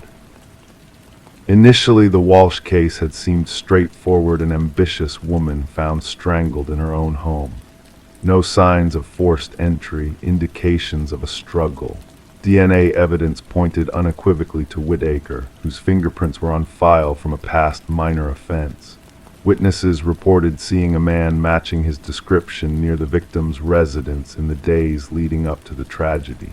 The case was seemingly closed until the arrival of the mysterious tapes. "The tapes complicate matters," Detective Ramirez mused as she updated the case files. "Whitaker is either orchestrating an elaborate ruse or uncovering something far darker." Glancing at her evidence board, she pondered over photos of Catherine Walsh, smiling in happier times, and the grisly crime scene images too disturbing to linger on. Maps pinpointed the locations where the enigmatic packages had been delivered, with Daniel Whitaker's driver's license photo at the center, his eyes seeming to beseech her for understanding.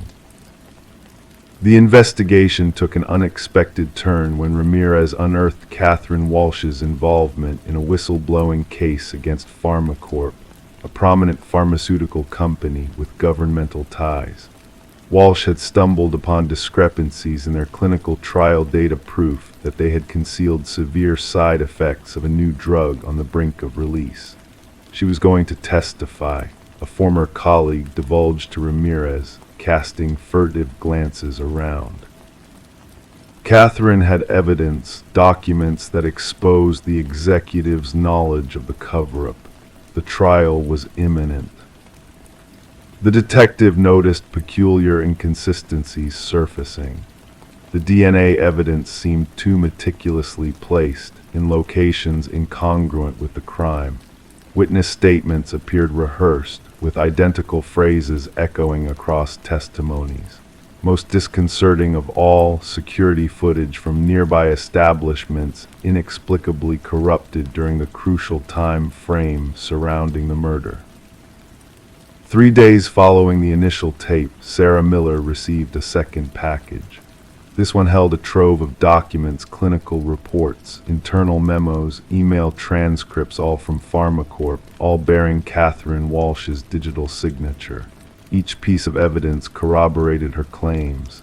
Detective Ramirez pivoted the investigation, reaching out to the other tape recipients, tracing Whitaker's breadcrumb trail.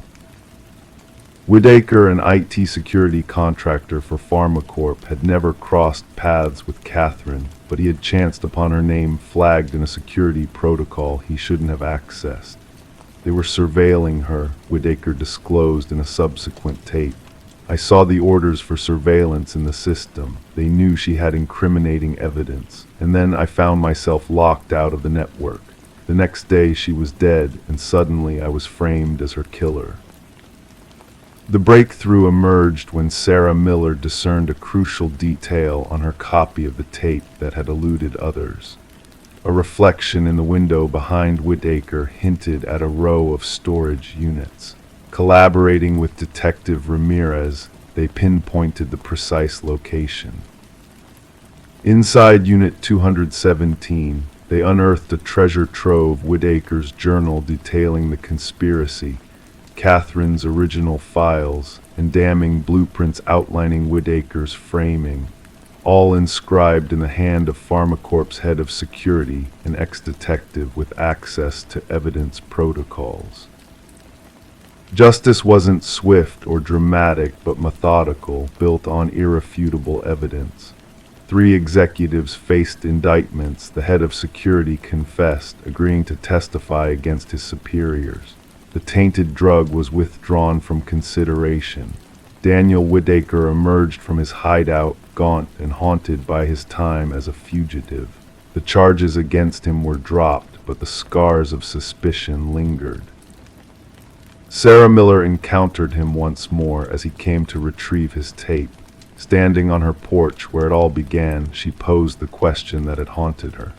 "Why me? Why send it to my address?" Whitaker regarded her wearily. "The algorithm chose you. I needed individuals with no ties to me or Catherine, people not under scrutiny. People who could still trust their instincts amidst the media frenzy branding me as guilty." The erstwhile suspect and the inadvertent witness shared a moment of silence, contemplating the thin boundary separating truth from manufactured deceit. Sarah broke the quietude. The erroneous address turned out to be exactly where it needed to be. The VHS tapes were catalogued as evidence, relics underscoring that truth often arrives in unanticipated parcels, bearing unfamiliar names, awaiting the curious souls willing to delve within. Story 17. Revelations often come to light during renovations. Hidden treasures, long-forgotten relics, pieces of the past waiting to be unearthed.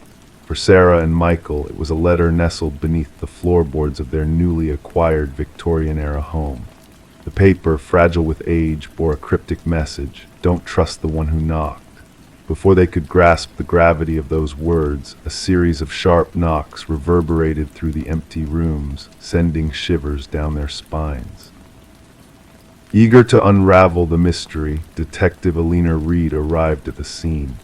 With the floorboard still upturned, she delicately retrieved the ominous note, already tainted by the couple's touch.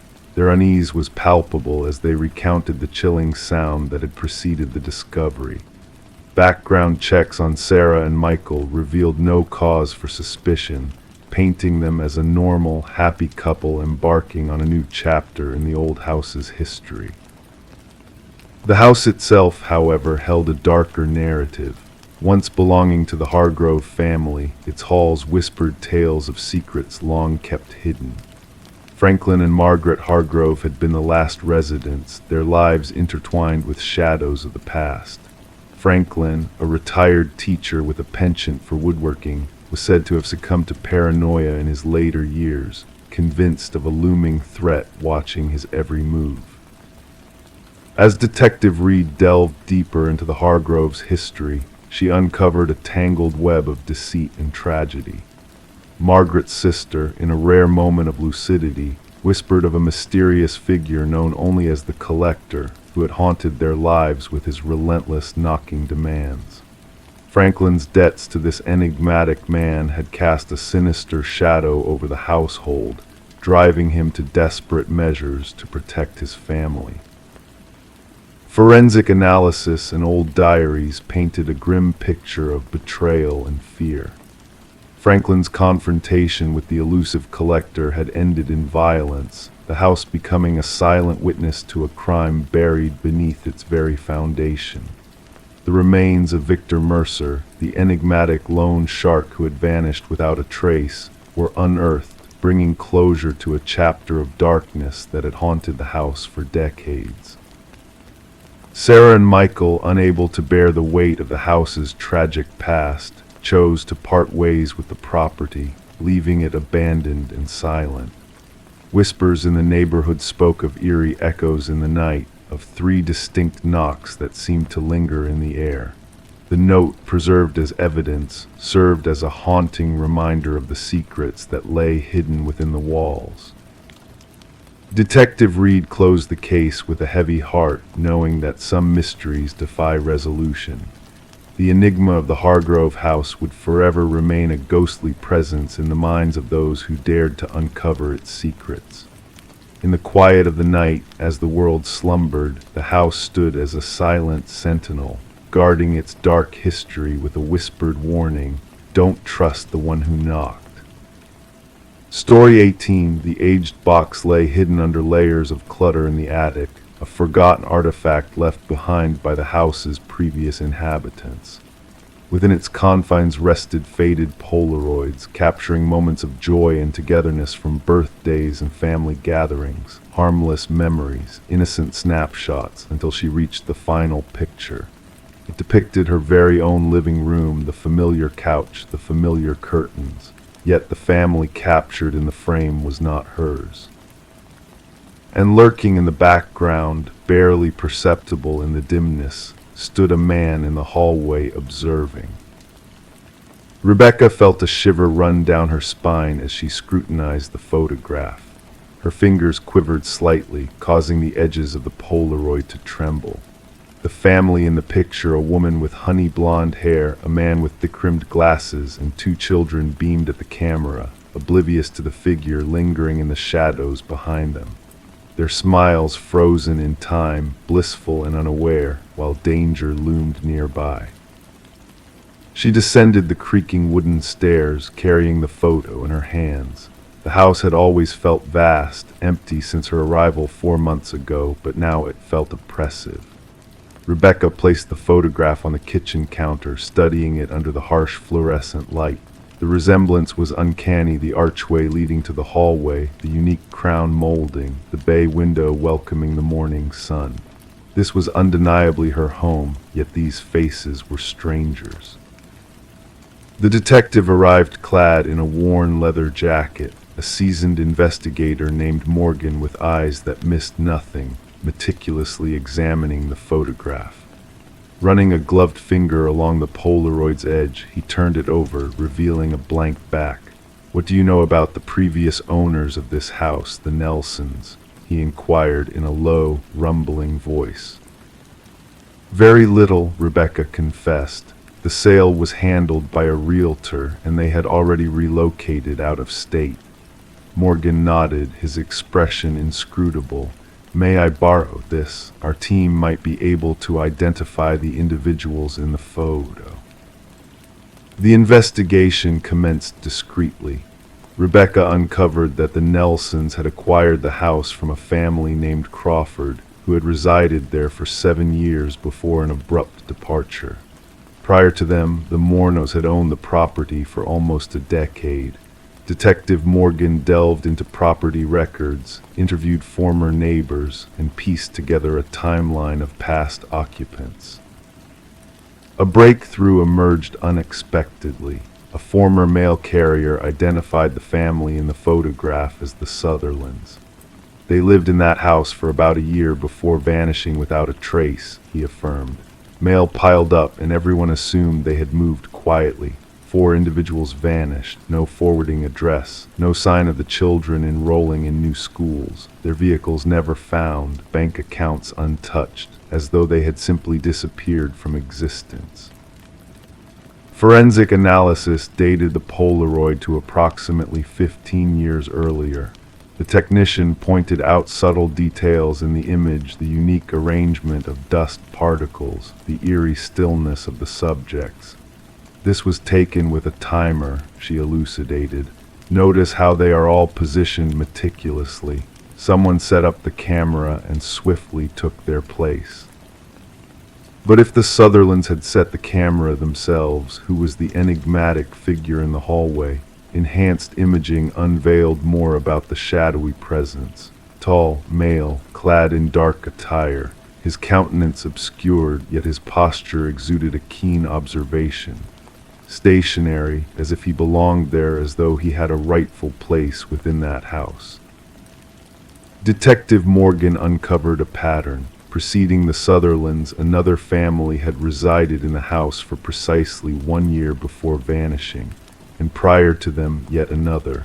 5 families across 5 years, all disappearing without explanation, always after a year of residency. Rebecca had been in the house for 4 months. The investigation delved into historical building records. The house had been constructed by a renowned architect with an impeccable reputation, yet the project manager vanished near completion. His replacement, Samuel Whitfield, completed the construction. Police archives held a solitary photograph of Whitfield, a tall, lean man with hollow cheeks and piercing eyes. When digitally aged and compared to the figure in the Polaroid, the resemblance was unmistakable.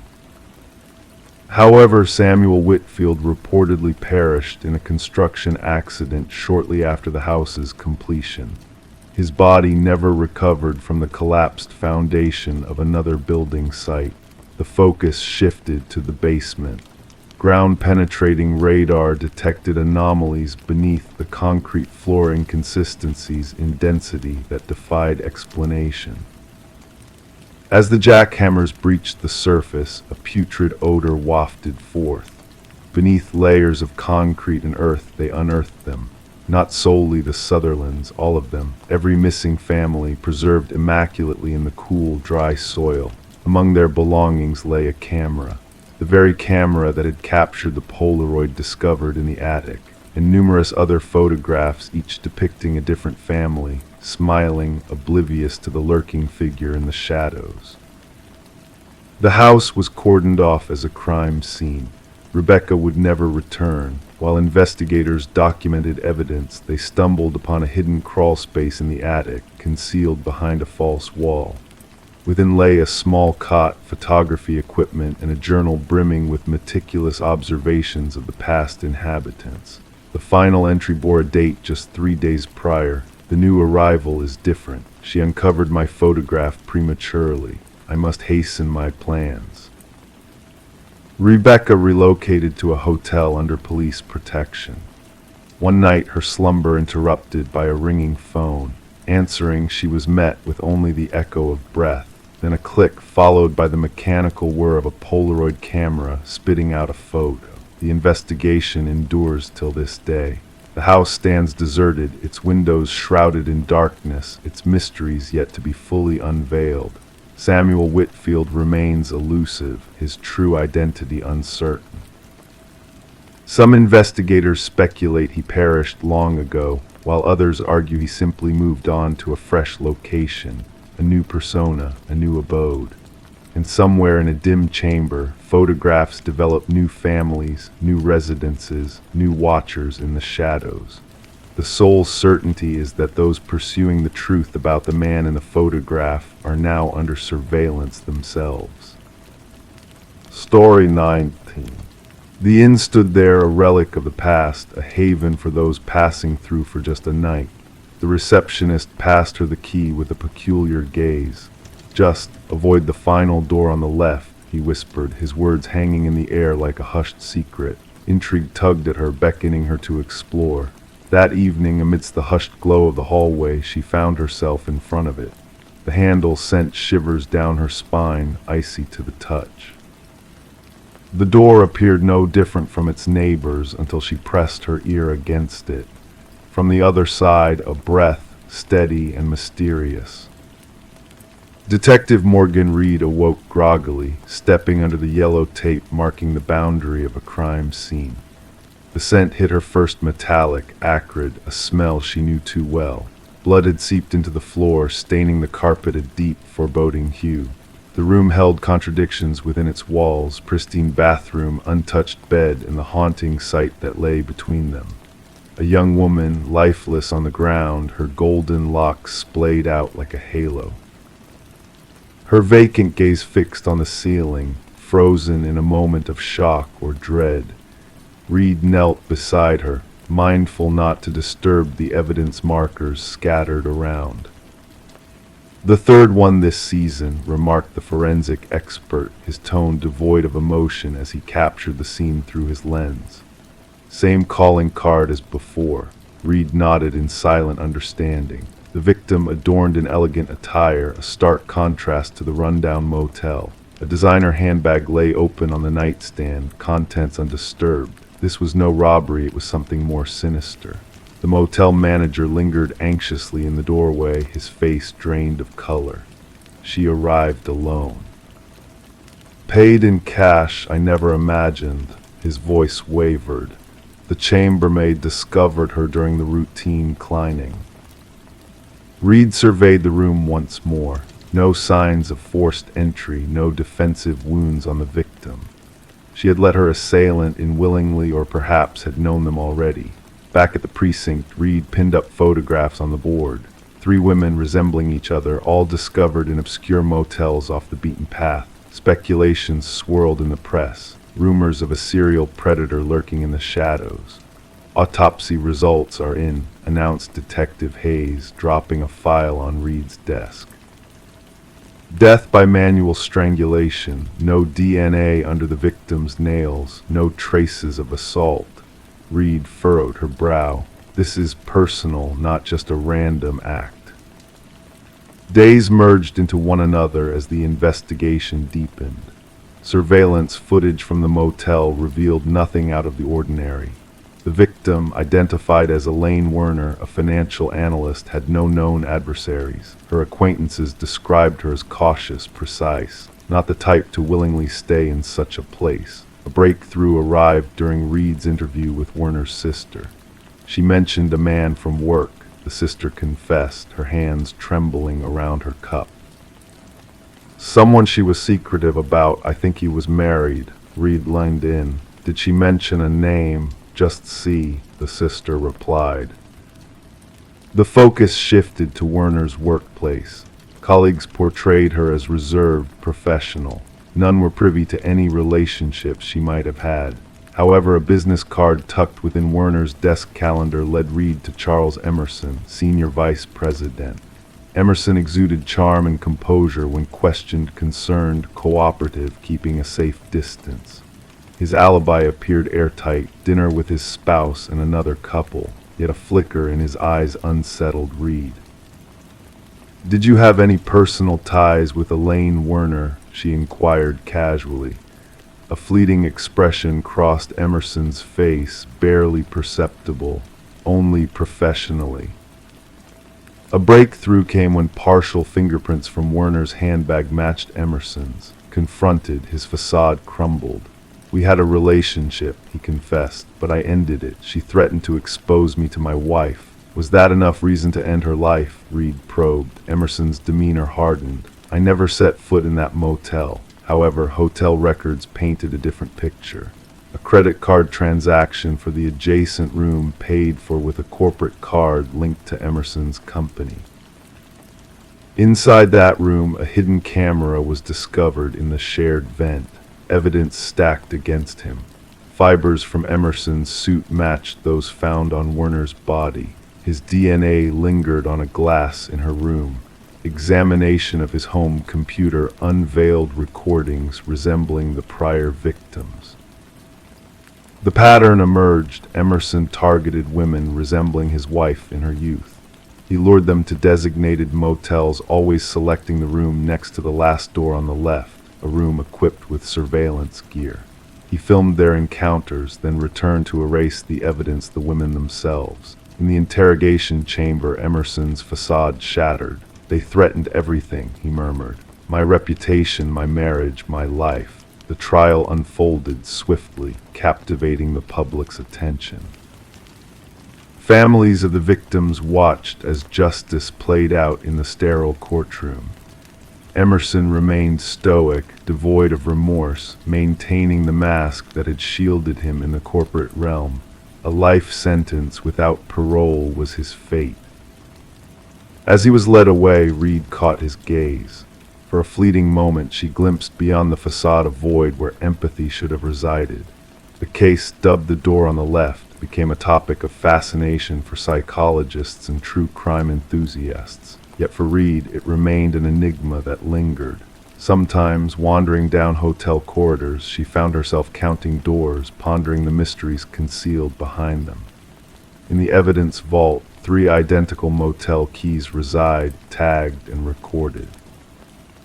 Tangible symbols that certain doors, once opened, can never be sealed shut again. Story 20. She cleared the mist from the mirror, gazing at her reflection. Everything seemed normal, her appearance unchanged, her attire familiar. Yet a sense of unease crept over her the longer she stared. A fleeting movement caught her eye, a flicker of something unfamiliar. Turning away, she expected her reflection to follow suit, but it remained motionless, observing her silently. Thus began the enigmatic saga of Rebecca Thorne, sparked by a disconcerting incident in her bathroom that would baffle investigators and cast a shadow over the community for years to come. Rebecca resided alone in a modest apartment nestled within a serene suburban enclave.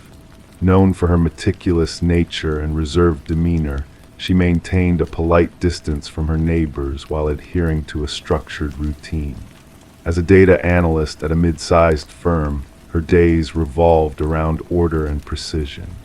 No one could have foreseen that she would be thrust into the heart of one of the most enigmatic criminal puzzles of the era. Initially, the disturbances seemed trivial. Objects within Rebecca's abode appeared slightly rearranged, no items missing, just subtly shifted.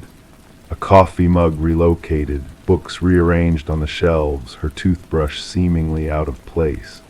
She attributed these anomalies to fatigue-induced lapses, the consequence of long hours spent engrossed in spreadsheets under harsh fluorescent lights.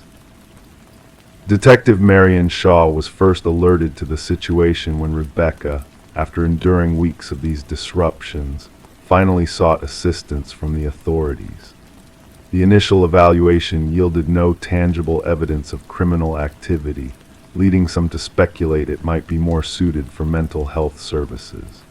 Shaw documented the complaint, but cataloged it among the stack of lesser priority cases, deeming it devoid of concrete proof, a mere sense of disquiet haunting a woman within her own home. The pivotal moment arrived with the enigmatic episode in front of her bathroom mirror. During her subsequent interaction with law enforcement, Rebecca vividly recounted the sensation of her reflection moving independently, the eerie feeling of being monitored even in solitude. This time, she presented evidence in the form of a self-installed security camera trained on her front door.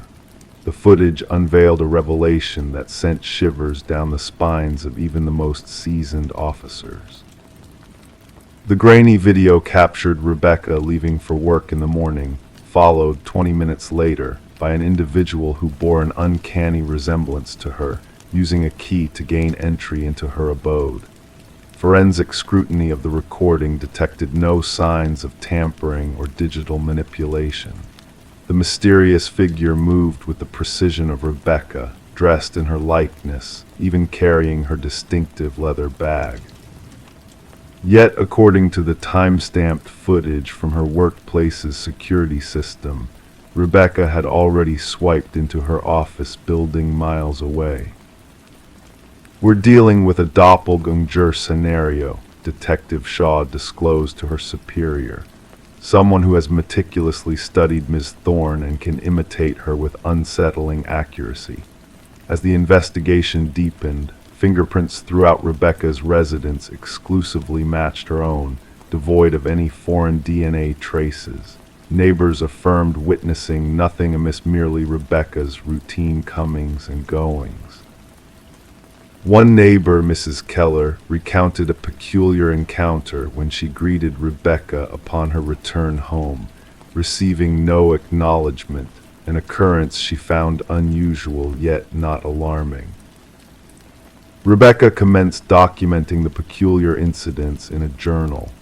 Minor alterations within her dwelling escalated, with food vanishing from her fridge that she hadn't consumed, her computer displaying searches she hadn't initiated, and unsettling selfies on her phone that mirrored her appearance but lacked any recollection of capturing them. In some images, her countenance appeared subtly distorted, her smile too wide, her gaze too intense. "I fear my sanity is slipping," she confided to Detective Shaw during their subsequent meeting. "Or perhaps someone is orchestrating a facade to make me believe so." The breakthrough emerged when a discernible pattern surfaced in the security footage. The doppelganger exclusively infiltrated Rebecca's abode during her scheduled absences for specific appointments, therapy sessions, yoga classes, Sunday morning grocery runs, pre-planned activities with predictable durations. "Someone has an intimate knowledge of your routine," Shaw elucidated. "This is no random intrusion, but a targeted surveillance and infiltration." A forensic psychologist hypothesized a fixation motive at play, a fixation on assuming Rebecca's identity, living her life, and potentially supplanting her entirely. Though rare, such cases had been documented in psychological annals, where an individual undergoing a psychological rupture fixated on a target symbolizing qualities they yearned for: stability, beauty, success, normalcy.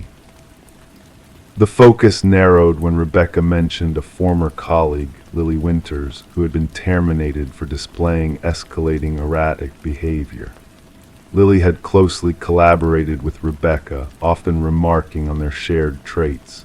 Post-dismissal, she had dispatched a series of disconcerting emails to Rebecca, one of which read, "We could be interchangeable. Sometimes I embody you more than you do."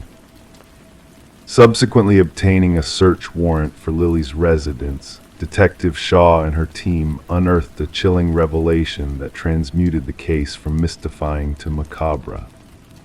Within Lily's abode, a room had been reconfigured into a shrine-like replica of Rebecca's bedroom, adorned with a multitude of snapshots capturing Rebecca's every move: shopping trips, social gatherings, none taken with her knowledge. A closet harbored replicas of Rebecca's attire, while a vanity showcased makeup identical to Rebecca's preferred brands, accompanied by meticulous notes detailing her mannerisms, speech patterns, and daily routines. Most disconcerting were the practice videos depicting Lily mimicking Rebecca's gait, gestures, and expressions. The evolution was palpable: initial attempts clumsy and conspicuous, later iterations nearly indistinguishable from the authentic Rebecca. "She aspired to be me," Rebecca murmured upon confronting the evidence. "She wasn't merely mirroring me, she was erasing my existence." Forensic experts uncovered sophisticated apparatus for duplicating keys and cloning electronic access cards.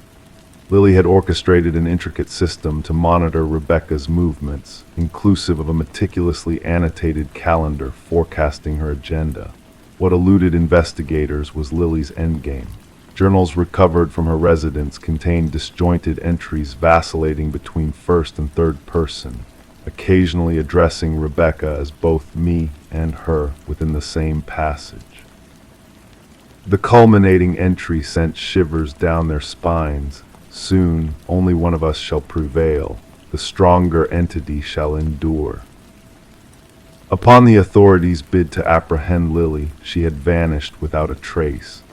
Her deserted abode hinted at a hasty departure, with open drawers and missing tech devices.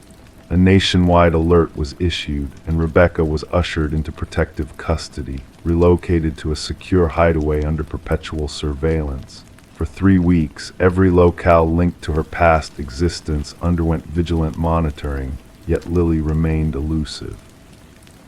The enigma took a harrowing turn when a security officer at Rebecca's former workplace reported an anomaly. Despite being on leave and sequestered in a safeguarded sanctuary, Rebecca had purportedly been sighted entering the premises. Subsequent scrutiny of security footage confirmed the unsettling truth: a doppelganger, bearing an identical visage to Rebecca, had utilized a valid ID card to access the edifice, proceeding to her former workstation and perusing her files for 40 minutes before exiting.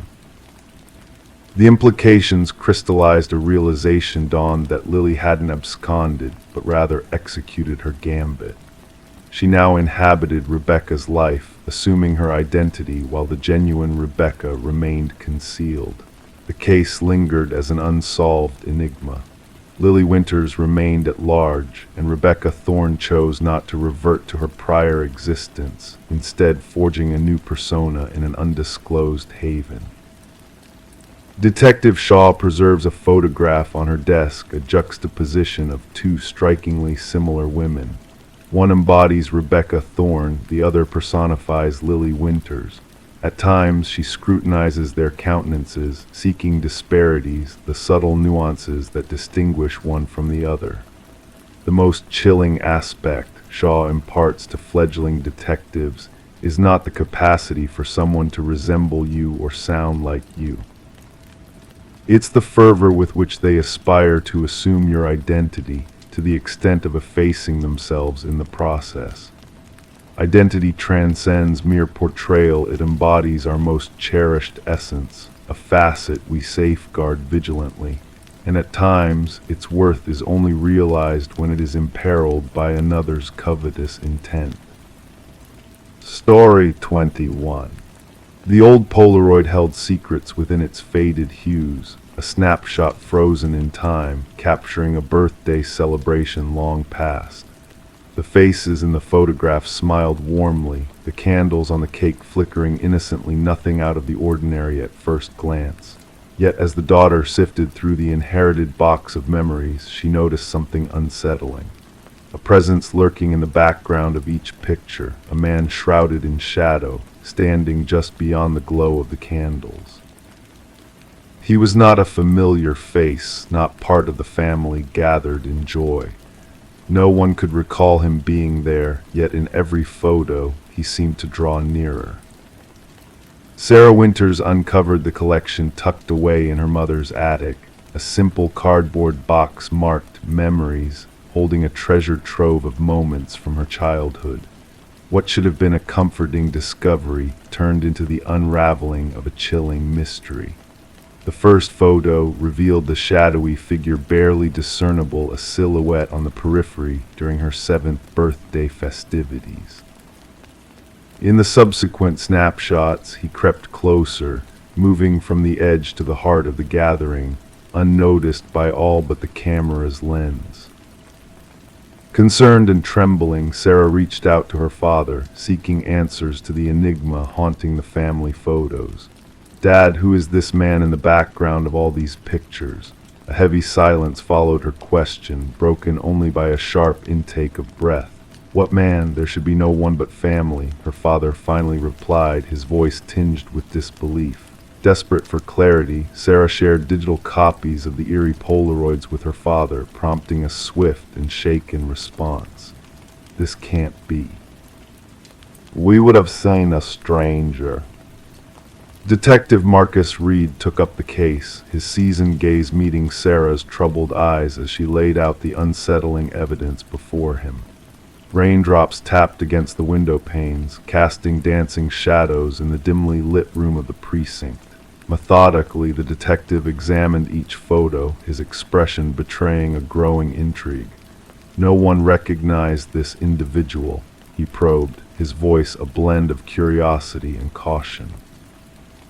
No one, Sarah confirmed, arranging the photos to reveal the ominous progression of the mysterious figure through the captured moments. As the investigation unfolded, the chilling truth began to take shape. The shadowy presence, seemingly invisible to those present, moved with purposeful intent through the gatherings documented in the photos.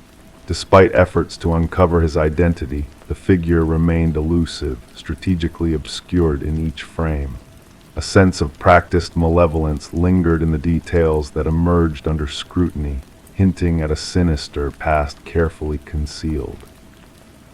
The breakthrough came with the revelation of the figure's true identity through dental records, a connection to Robert Keller, a long-missing maintenance worker linked to unsolved child abductions from decades past. Keller had once worked at the very property where Sarah's birthday had taken place, holding keys to numerous rental locations frequented by families.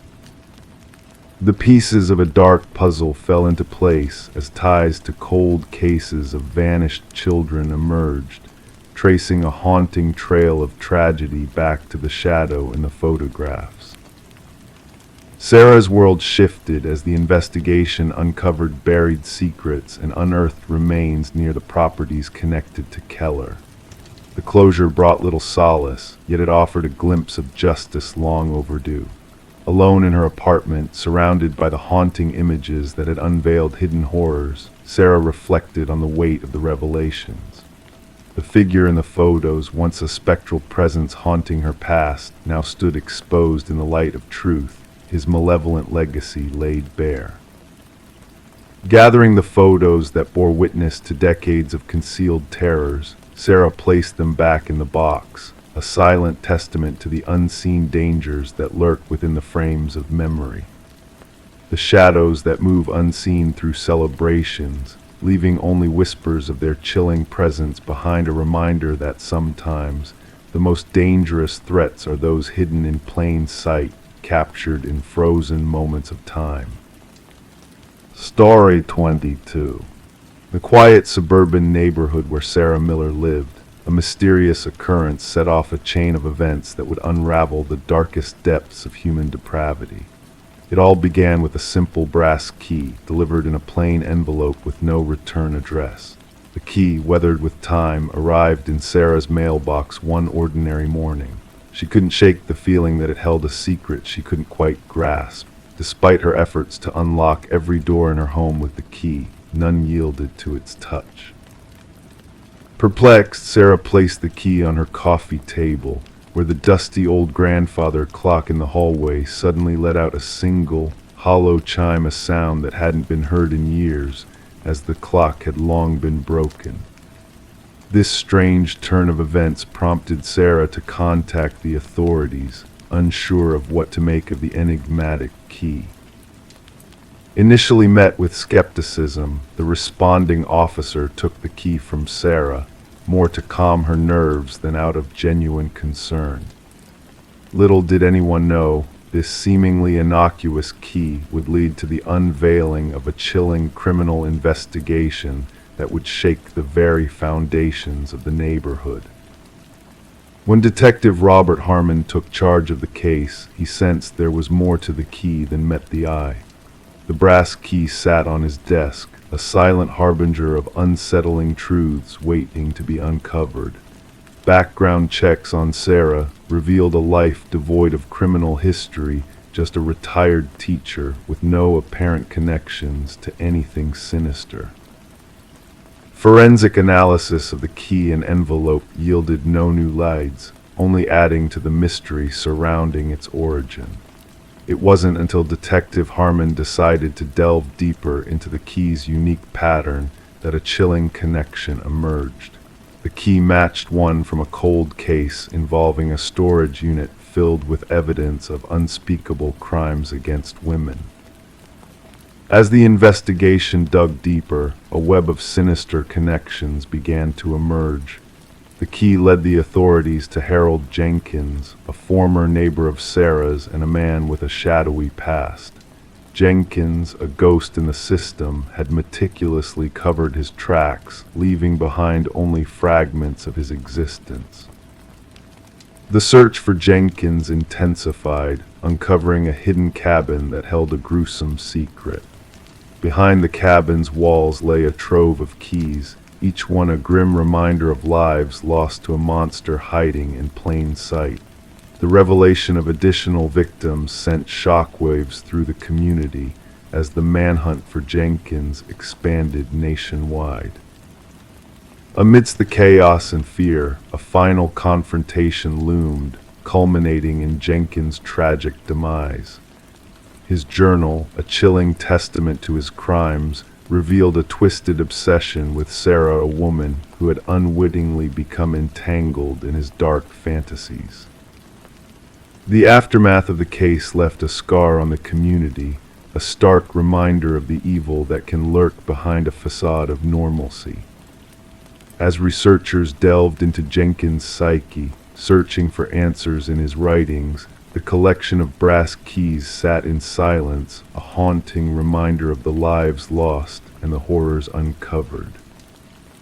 And though Sarah never returned to her home, forever changed by the brush with darkness, her story serves as a cautionary tale, a reminder that sometimes the most terrifying monsters are the ones that wear a mask of normalcy, hidden in plain sight, waiting to reveal their true nature.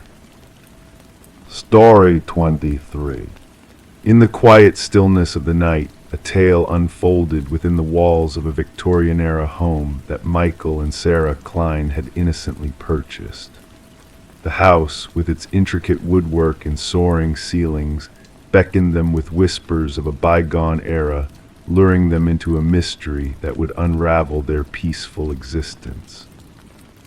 It began with a simple water stain in the master bedroom, a faint blemish on the floral wallpaper that caught Sarah's eye. As they peeled back the layers, they uncovered a hidden narrative etched in desperation, a name repeated over and over, Eleanor Winters, in ink that seemed to pulse with a haunting energy. Who was Eleanor Winters, they wondered, as the walls whispered secrets of a past long forgotten. Their search led them down a winding path of discovery, each revelation pulling them deeper into a web of intrigue and uncertainty. The woman who had sold them the house, Margaret Cavendish, bore a striking resemblance to the missing Eleanor Winters from decades past. A missing persons case, frozen in time, intersected with their present reality, blurring the lines between past and present. Their home, once a sanctuary, transformed into a labyrinth of unanswered questions and restless spirits. Sarah's determination to unearth the truth drove them to delve into the shadows of the past, to peel back the layers of deceit and deception that shrouded the house in a cloak of mystery. The retired detective's voice crackled over the phone, recounting the cold case of Eleanor Winters, the vanished woman who had left behind echoes of her existence on the walls of the house. The discovery of hidden identities, of hidden spaces beneath floorboards, revealed a truth more chilling than they could have imagined. Rebecca Eldridge, a troubled soul consumed by the shadows of her fractured mind, had woven a tapestry of deceit and delusion, assuming the identity of Eleanor to escape the confines of her own reality. The walls bore witness to her descent into madness, her desperate attempts to hold onto a semblance of truth amidst a sea of lies. As forensic teams unearthed long-buried secrets from the backyard, the truth emerged from the depths of darkness. Eleanor Winters, the missing woman of yesteryears, found her final resting place beneath the garden, her story entwined with that of Rebecca Eldridge, the enigmatic figure who had slipped through the cracks of sanity. The house, once a haven, now stood as a monument to tragedy and betrayal, a testament to the fragile line between reality and illusion. Michael and Sarah, unwitting players in a drama they could never have foreseen, watched as the walls themselves whispered of the horrors that lay hidden within. And as the night enveloped them in its soothing embrace, the house settled into a hushed slumber, the echoes of the past fading into the gentle cadence of their breaths, a reminder that even in the darkest of nights, there is solace to be found in the arms of sleep. Story 24, The Enigmatic Doll. In the attic of their newly acquired Victorian house, Sarah and Michael stumbled upon a hidden treasure, a porcelain doll with painted blue eyes that seemed to hold secrets of a bygone era. Unfamiliar with its origin, they brushed it off as just another forgotten relic from the past, a mere antique with no significance. Little did they know that this encounter would set off a chain of mysterious events that would blur the lines between reality and the supernatural. As night descended and they retired to their bed, an inexplicable unease settled in the air. The once soothing silence now felt heavy, pregnant with unknown whispers, and when dawn broke, the doll was no longer nestled in the quiet confines of the attic. Instead, it sat ominously at the foot of their bed, its presence a silent sentinel watching over them. Sarah and Michael, lured by the allure of the house's intricate woodwork and enigmatic charm, had unwittingly become entangled in a web of history steeped in darkness. Detective Rachel Winters, a seasoned investigator, was summoned to the scene on a crisp autumn morning, where a chilling tableau awaited her. In the master bedroom, the female victim lay in a contorted pose, her eyes wide with fear, while the male victim seemed to have met his end in a desperate attempt to flee. The precision of their arrangement hinted at a macabre puppeteer orchestrating the scene, leaving Detective Winters to navigate a labyrinth of clues that defied logic. The investigation unveiled a tapestry of eerie accounts from neighbors, a shadow lurking behind closed curtains, the echo of childlike laughter reverberating through the empty halls in the dead of night. Forensic analysis yielded peculiar findings, microscopic fibers reminiscent of antique doll clothing, a spectral trail of porcelain dust leading from the attic to the master bedroom. Delving into the house's murky past, Detective Winters unearthed a haunting legacy of tragedy and unexplained deaths. A newspaper clipping hinted at a tormented doll maker whose final creation bore an uncanny resemblance to the doll that had resurfaced in Sarah and Michael's attic. Each victim shared a common thread: they had dared to tamper with the attic space, unwittingly awakening dormant spirits bound to the house. A revelation from a distant relative of the dollmaker shed light on his sinister practices, infusing his creations with fragments of human essence to bestow them with an eerie semblance of life. The line between myth and reality blurred as the investigation spiraled into the realm of the supernatural, leaving Detective Winters grappling with forces beyond her comprehension. The inexplicable disappearance of the doll from police custody, coupled with inexplicable lapses in memory and inexplicable disturbances, cast a shadow of uncertainty over the case. The house changed hands once more, its haunted legacy overshadowing its architectural grandeur, while whispers of the enigmatic doll lingered in the corridors of law enforcement. As Detective Winters bid farewell to a career fraught with enigmatic mysteries, she safeguarded a token of the past, a photograph of the doll maker and his eerie collection, a reminder of the inexplicable forces that lurked in the shadows.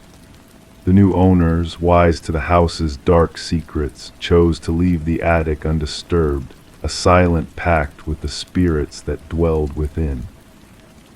And so, on nights cloaked in stillness, whispers of a child's laughter would drift through the neighborhood, a haunting melody that spoke of a past intertwined with the enigmatic doll that vanished into the mists of time, leaving behind a legacy of unsolved mysteries and a house that bore witness to secrets best left undisturbed. Story 25. The old house had sat empty for years, a silent witness to the passage of time. Whispers from the neighbors spoke of a young woman who had disappeared without a trace, leaving behind a mystery that lingered in the air like a ghostly echo. When the new tenants finally crossed the threshold, they were met with a sense of unease that seemed to seep from the very walls. The bedroom, long locked from the inside, held secrets within its dusty confines. As they forced the door open, a heavy stillness enveloped them, suffused with the weight of forgotten memories. The bed was neatly made, the mirror gleaming in the dim light. A single candle stood on the desk, its wax a frozen cascade of time slipping away. Amidst the quiet chaos of the room, a notebook lay open, its pages a silent testament to the young woman who had once called this place home. Detective Morgan, a figure of quiet determination, sifted through the notebook's delicate pages as forensic technicians combed the room for elusive clues. The handwriting belonged to Elise Winters, a name whispered in hushed tones by those who remembered her disappearance. Her words danced across the pages in meticulous strokes, a tale unraveling with each turn of the paper, and there, in the final entry, a chilling revelation etched in ink. I know he's watching me tonight.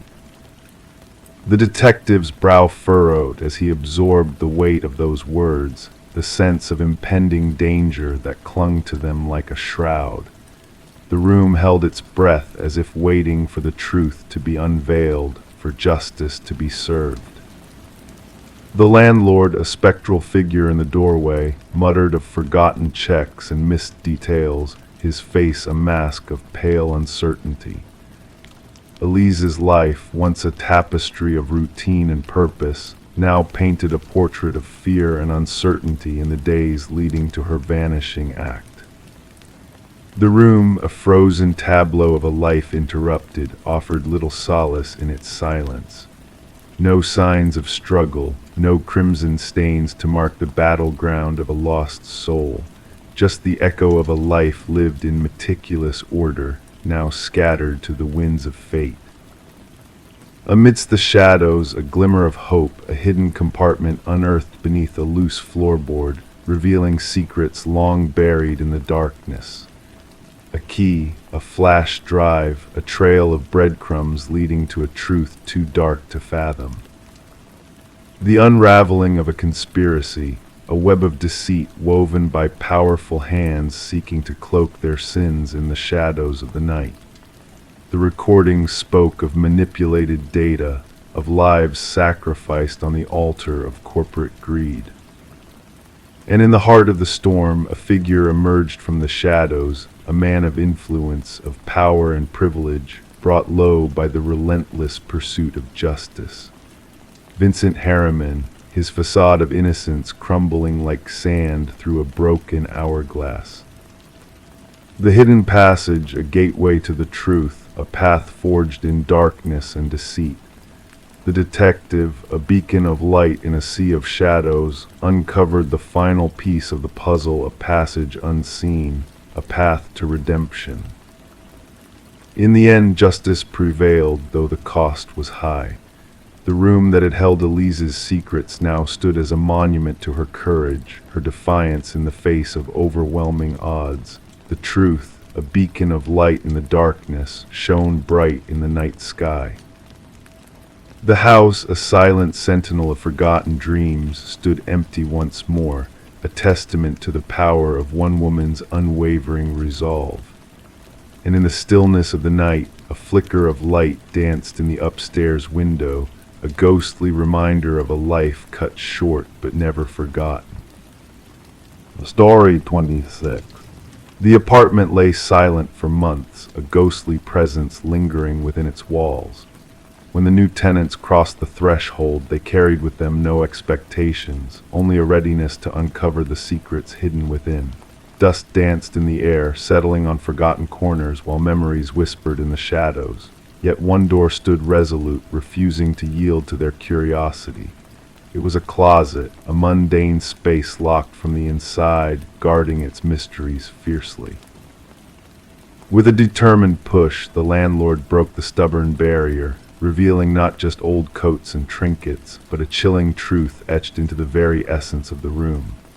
The walls bore witness to a silent struggle, deep gouges marking a desperate plea for escape. And in the dim corner, an ancient flip phone lay dormant, its screen glowing softly with a single unread message, a haunting echo of the past. Detective Morgan Shaw, a seasoned investigator with a keen eye for the unseen, stood within the room, feeling a shiver run down her spine.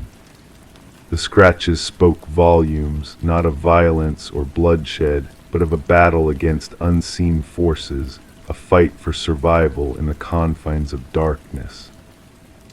"We need forensics now," she uttered to her partner, Officer Reed, who captured the eerie scene with his camera. As the room whispered its secrets, Shaw delved into the past of the apartment, seeking answers in the shadows that danced along the walls. The message on the forgotten phone held a weight of its own, a simple phrase that sent ripples of unease through the room. "I know what you did." The landlord, a man of nerves and evasive glances, spoke of a tenant long vanished, leaving behind a trail of unanswered questions and unpaid rent. Forensics unraveled a tale woven in blood and desperation, tracing the remnants of a life interrupted. Emma Caldwell, a name whispered in the winds of the investigation, had vanished without a trace, her existence reduced to haunting scratch marks and unanswered phone calls. The threads of the mystery led Shaw and Reed down a twisted path, uncovering secrets buried deep within the walls of the apartment. A forgotten boyfriend, a shadowy figure in a baseball cap, and the lingering presence of a man long declared dead, all intertwined in a web of deceit and darkness. As the investigation unfolded, a new name emerged from the shadows of the past: Lynette Porter, a missing soul trapped in the clutches of a man consumed by his own twisted desires. Mercer, a ghost in the night, pulled the strings of fate, orchestrating a symphony of suffering in the confines of his dark world. The truth, when unveiled, painted a portrait of horror and manipulation, a canvas stained with the blood of the innocent. Mercer's depravity knew no bounds, his thirst for control driving him to unspeakable acts of cruelty and torment. In the end, justice prevailed, though the scars of the past lingered like shadows in the night. Mercer, the puppeteer of pain, faced his reckoning, his facade of calm crumbling in the face of his own twisted legacy. As the gavel fell, sealing his fate, a whisper of sunlight danced through the courtroom, a promise of redemption for those who had suffered in the darkness. And Detective Shaw, keeper of the lost souls, bore witness to the resilience of the human spirit, a beacon of hope in a world haunted by shadows. Story 27, the aged apartment exuded a sense of history, its walls steeped in memories whispered through time. The heating system emitted a low, rhythmic groan, the pipes occasionally rattling in a familiar tune. It was all part of the building's ancient melody. Or so she tried to convince herself. Yet on that fateful night, as she lay in bed, a faint voice, almost imperceptible, wafted through the vents like a ghostly echo. It wasn't the typical background noise of neighbors conversing. It was a soft whisper, calling out her name with eerie clarity. Intrigued and unnerved, she leaned closer, pressing her ear against the cold metal grate, her heart quickening its pace. A sudden gust of icy air brushed against her cheek, carrying with it a playful yet chilling message. I know you're listening. Detective Morgan Shaw found herself standing in the heart of the empty apartment, a sense of unease settling over her as she focused on the rusted vent cover that had been forcibly removed from the wall. The forensics team moved around her with precision, capturing every detail of the haunting scene with their cameras clicking in the background. The missing woman, Alina Reeves, had vanished without a trace for a week until a foul odor finally drew attention to her absence. What they uncovered within the ventilation system defied all logic. Reports of voices heard through the vents, Officer Patel recited from his notes. The building management dismissed her claims as mere quirks of an old heating system. Shaw knelt beside the vent, observing the deep scratches etched around its edges. These marks were not from any tool but seemed desperate, as if someone trapped inside had clawed frantically, seeking escape. The realization sent shivers down Shaw's spine. Alina had been a beloved figure, a kindergarten teacher known for her nurturing spirit and vibrant houseplants that continued to thrive by her windowsill. Her sudden disappearance had left her students bewildered, her sister devastated. During the investigation, Alina's sister revealed how she had grown increasingly paranoid in the days leading up to her vanishing act, convinced that unseen eyes watched her every move, speaking to her through the very vents that now seemed to hold a sinister secret. As Shaw surveyed the apartment, new details emerged like shadows in the night. A meticulously made bed, a forgotten coffee mug in the sink, a chair positioned beneath the vent as though waiting for an unseen visitor to take a seat and listen. The forensic analysis uncovered startling evidence: fibers matching Alina's clothing, a mysterious fingerprint on the inside of the vent cover, and chilling audio recordings from Alina's own phone.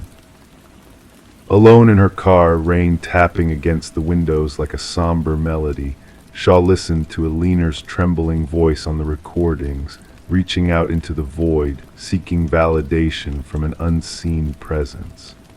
The reply, barely audible yet laden with sinister intent, sent a shiver down Shaw's spine. Digging deeper into the building's history, Shaw unearthed a disturbing pattern.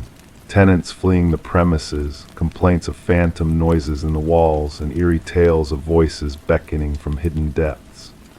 The building's superintendent, Harold Weber, exhibited a calm fa-de, dismissing any notion of the supernatural with a casual shrug. But his demeanor shifted when questioned about the previous occupants of apartment 4B, hinting at a darker truth lurking beneath his composed exterior.